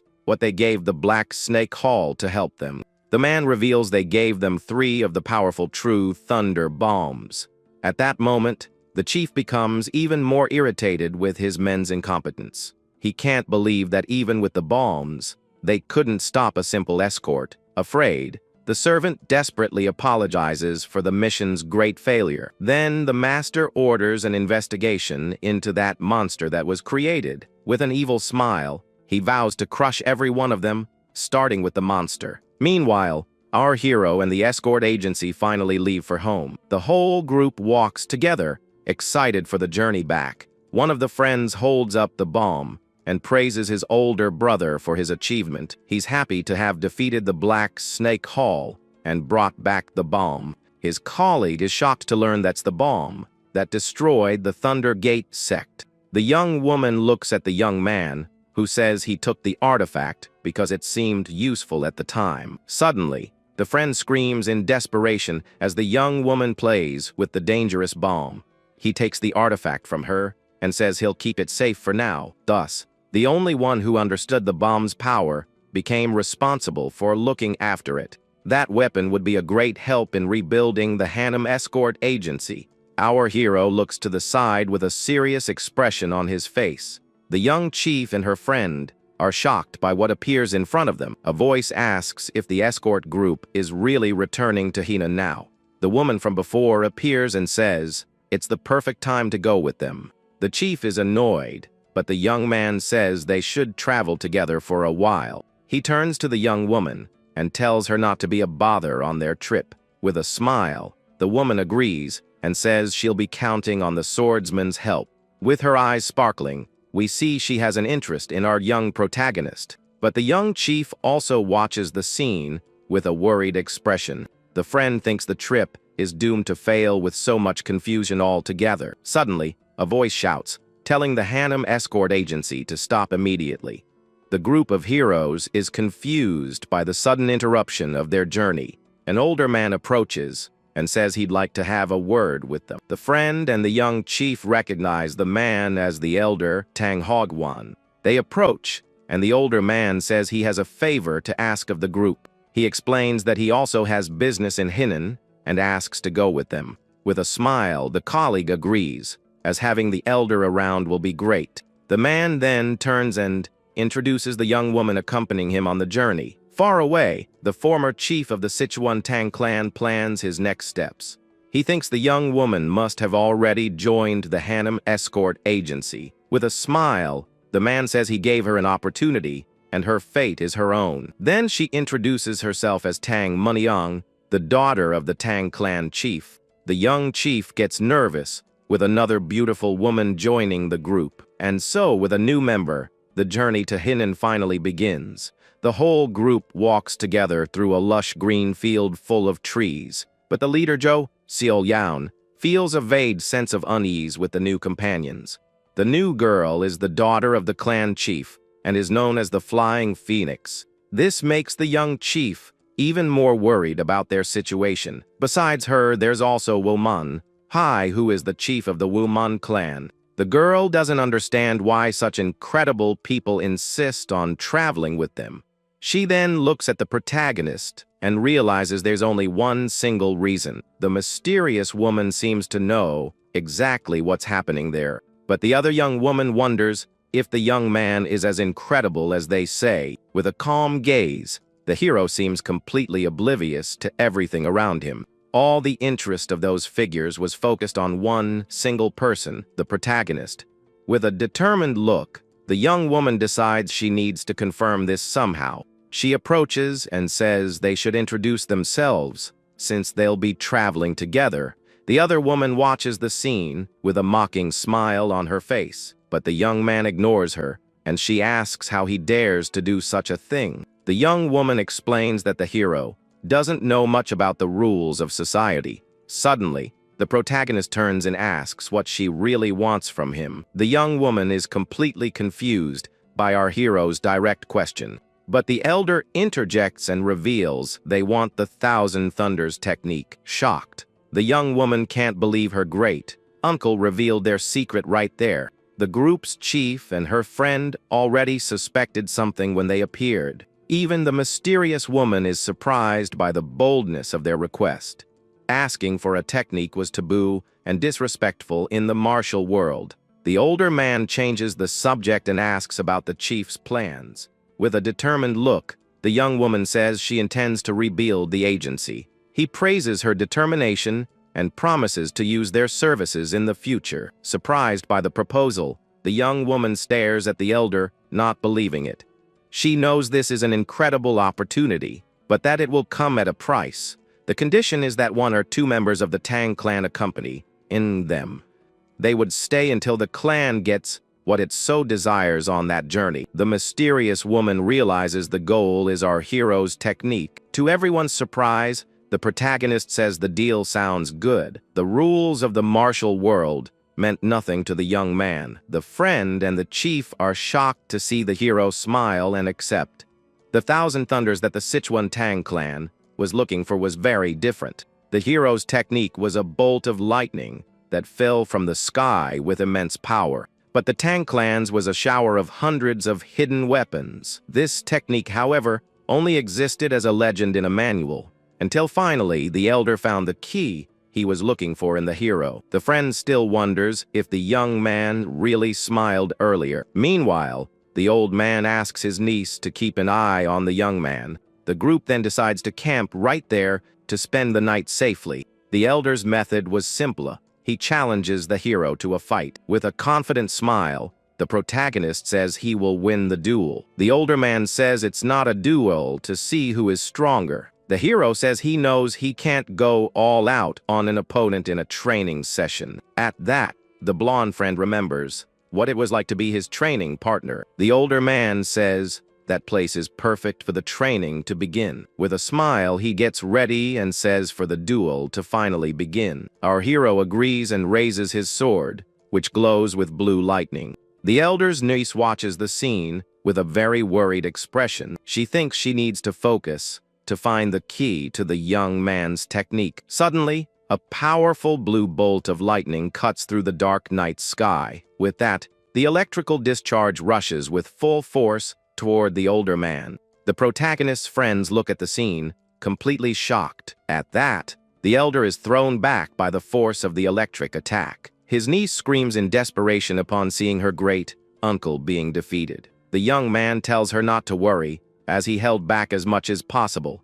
The young woman is speechless and wonders if that was him holding back. The protagonist looks back and wonders about the level of his strength. The blonde friend ends his memory lying on the ground, all beaten up. Worried, the young woman runs to help her great uncle, who is on the ground. She thinks it all happened too fast and that she couldn't see anything. But the young woman decides she can't let the elder fight like that again. With a determined look, the girl vows that she will discover the secret. She thinks she needs to get stronger to be able to protect her clan. So she makes a decision and goes to find the hero in the middle of the night.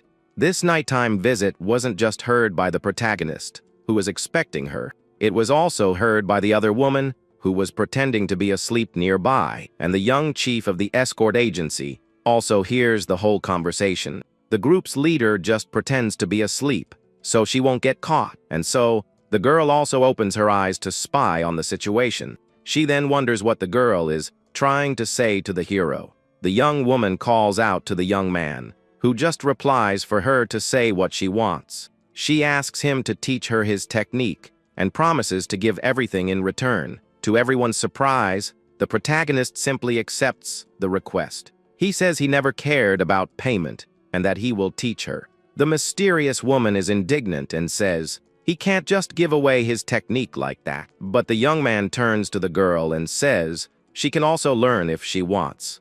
The young chief then asks if she can participate, and the hero confirms he will teach everyone. With that, everyone gathers to finally learn the powerful secret technique. The protagonist then reveals the name of his ability, the Heavenly Thunder, and so, the next day, the Heavenly Thunder training finally begins. Our hero stands on a cliff while the whole group watches him from below. The young woman remember he said he would teach everyone who wanted to learn, but they didn't expect him to teach not only those who use internal energy. To everyone's surprise, even the porters are participating in the training. With his sword glowing, the young man tells everyone to watch very carefully. Then he delivers a single vertical strike, covered in powerful blue lightning. After the demonstration, the hero turns and tells them to try and do the same. The girls are confused and wonder if that's all there is to the technique. The elder also doesn't understand and says he just swung the sword from top to bottom. With a serious look, the young swordsman just insists that they try. With that, the young chief and the others try to copy the instructor's movement. They all perform the same movement, but nothing special happens. Seeing everyone's result, the master just says it's all wrong. The young women look at each other, confused, and wonder where exactly they went wrong. The journey back to the agency continues, but now with training sessions during breaks. During one of the stops, the hero corrects one of the porters once again. He didn't give verbal instructions, only told them to repeat the same slash. Without any results, most of the people quickly give up on the training. The elder's niece complains that it's impossible to learn from a simple gesture. She then wonders if the young man ever really intended to teach them. The young woman regrets having come so far. If she'd known it would be like this. Angrily, she thinks the man should have refused her request from the beginning. But unlike her, the others who had traveled with him longer already knew.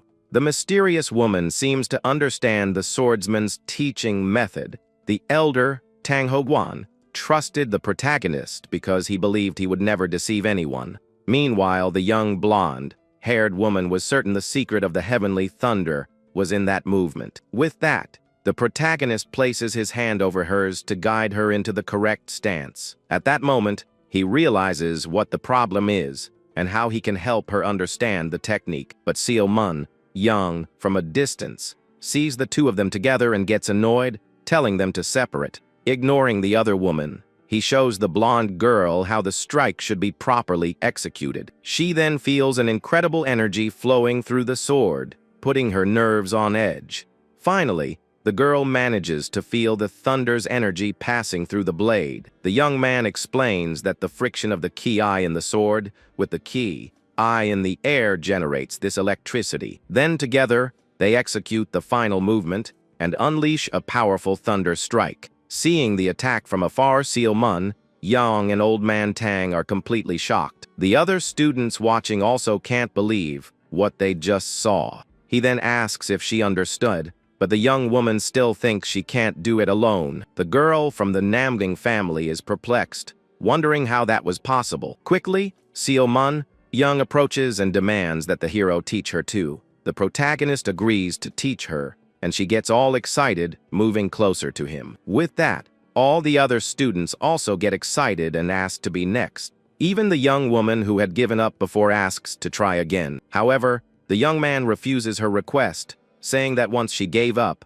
there's no going back. She is indignant and questions why he agreed to teach the others so easily but not her. Then, Elder Tang intervenes in the discussion and asks Mun, Young, to stop complaining. He says that when he discovers the secret, she will be the only one to master it, so she should leave it to him. Mun Young nods in agreement and obeys her great-grandfather, moving away from the area. And so, the training continued with everyone practicing the movement repeatedly. After some guidance from our hero, Old Man Tang finally feels the heavenly thunder. With this sensation, he finally understands the key to unlocking the secret of the thousand thunders. Full of excitement, the elder turns to the protagonist and asks for another fight.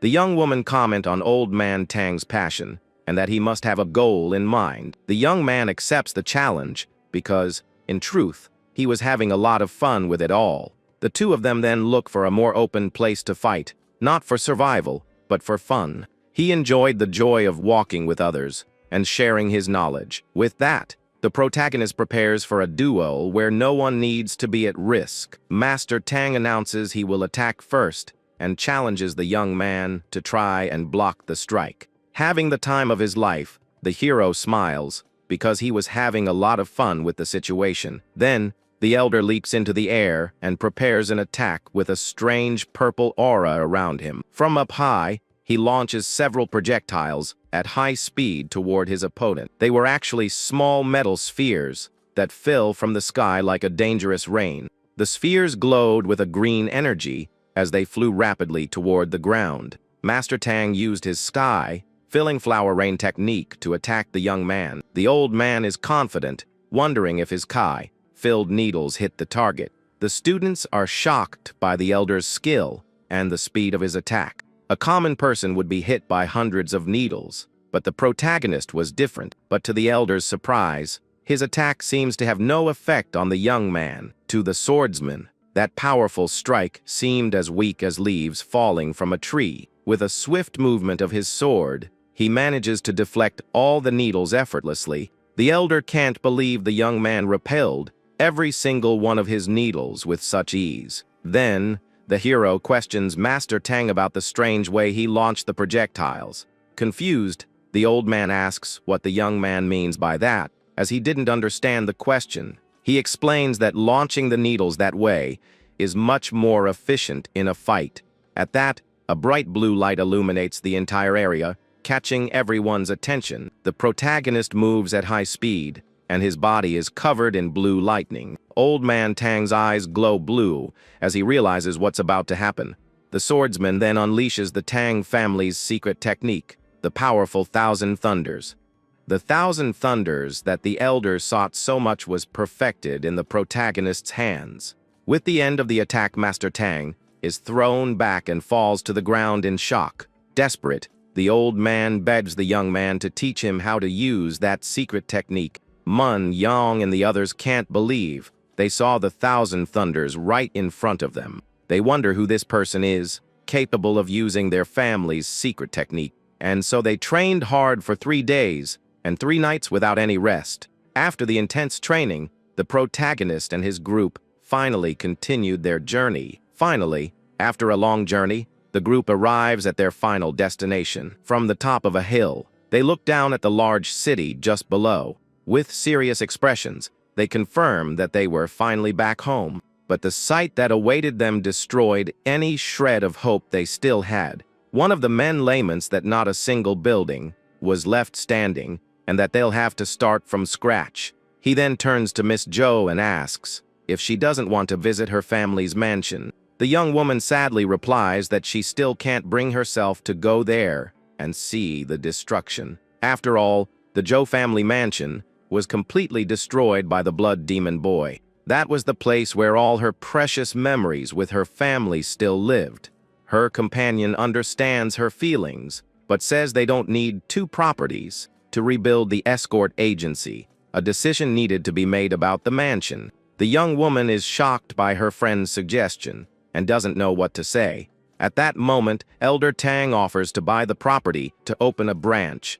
He assures her that she could visit the place whenever she wanted to reminisce about the past. Grateful for the offer, the young woman accepts, as she would feel safer with the Tang family involved. Besides, the old man thought this would be a good excuse to stay close to the protagonist. The young woman from the Yumun clan also decides to stay and offers construction materials for the agency. The hero just watches the situation unfold without saying a single word. With a confident smile, the woman says she will prove her clan's commercial power. The swordsman realizes she won't be leaving, and she confirms that her clan never loses a business deal. Seeing that everything was settled, one of the men calls the others to start the cleanup. Surprised, Miss Joe says they've already worked a lot and can leave with their payment. But one of them says the escort agency means a lot to them and that they want to stay. With a smile, he says they'll only stay if she accepts them, as they have nowhere else to go. With tears in her eyes, the young woman smiles and says that anyone who wants to can stay. And so, with everyone's will and help, they began the reconstruction. Together, the men began to lift the debris and clear the land for construction. Everyone worked as a team to rebuild the place they once called home. The Hanum Agency, which had almost disappeared from the martial arts world, began to be reborn, and carrying all of Dan Hyang, whose potential they would prosper once again. In the middle of a fire, a red-haired man apologizes for what he's about to do. With a cynical smile, he tells the chief of the blacksmith's manor that he has worked hard. At that moment, we see a scene from the fierce battle that took place there. The entire mansion was in flames, with casualties scattered everywhere. The mansion's chief cries and questions why he was betrayed after giving them everything. The redhead explains it was an order from his lord, so that no one else would have the grenades. The order was to get rid of the blacksmith's manor, leaving the chief shocked by the revelation. Furious, the man charges at them, calling them ruthless scoundrels. The fight is intense, but the outcome was already sealed from the beginning of the attack. After the victory, the redhead declares the job is done, and they can return to their master. The mansion's leader falls to the ground, defeated and surrounded by the soldiers in red. But with his last breath, he manages to reach one of his thunder grenades. With that, a huge explosion occurs, destroying everything in its path. The blacksmith's manor, heir to the Thunder sect that shook the martial world, disappeared from the pages of history without leaving a single trace behind. Meanwhile, at the Murim Alliance, leader Doko receives news of the recent disasters. His subordinates worry about the assassins who now possess the Thunder grenades. Between devastating news and dark rumors, the martial world was in chaos. The Murim Alliance was completely overwhelmed, trying to get to the bottom of it all. The leader fears that the use of the grenades could cause a catastrophe for the entire martial world. He wonders who these mysterious assassins are that appeared out of nowhere, and what their motive would be for plunging everything into this sudden chaos. In a dark place, the red-haired man kneels and thanks his master. The figure in the shadows praises him for having dealt with the blacksmith's manor cleanly. The servant then asks what his master intends to do with the porter from the Hanum agency. The lord ignores the question about a single man and asks about Mei Young's whereabouts. The redhead informs him that he is, as always, drowning in drink somewhere in Hanum. With a wicked smile, the master orders that Ma Young and his demonic shadow corpse take care of the monster that Chiankija created, referring to our protagonist. Far from all this, the construction of the new Hanum escort agency was proceeding peacefully. Hurried footsteps echo through the wooden hallway as someone approaches. A man runs into the room and calls for Miss Jo, looking very agitated. The young woman turns and asks the escort, Hyung Pyo, what's so urgent? Holding a piece of paper, he announces with a smile that they've finally received a client's request. The young woman is happy with the news and asks what mission they've received. He explains it's to escort the daughter of a man named Jumsa Hyang. But there's a detail. It turns out the person who will be traveling with the girl is someone very famous. At that moment, he reveals the companion is none other than the powerful Sword King. Upon hearing that name, the agency's leader is completely shocked and speechless. The protagonist, who was there the whole time, listens to the conversation in silence. And so Dan Hyong Woo's second and dangerous escort mission finally began.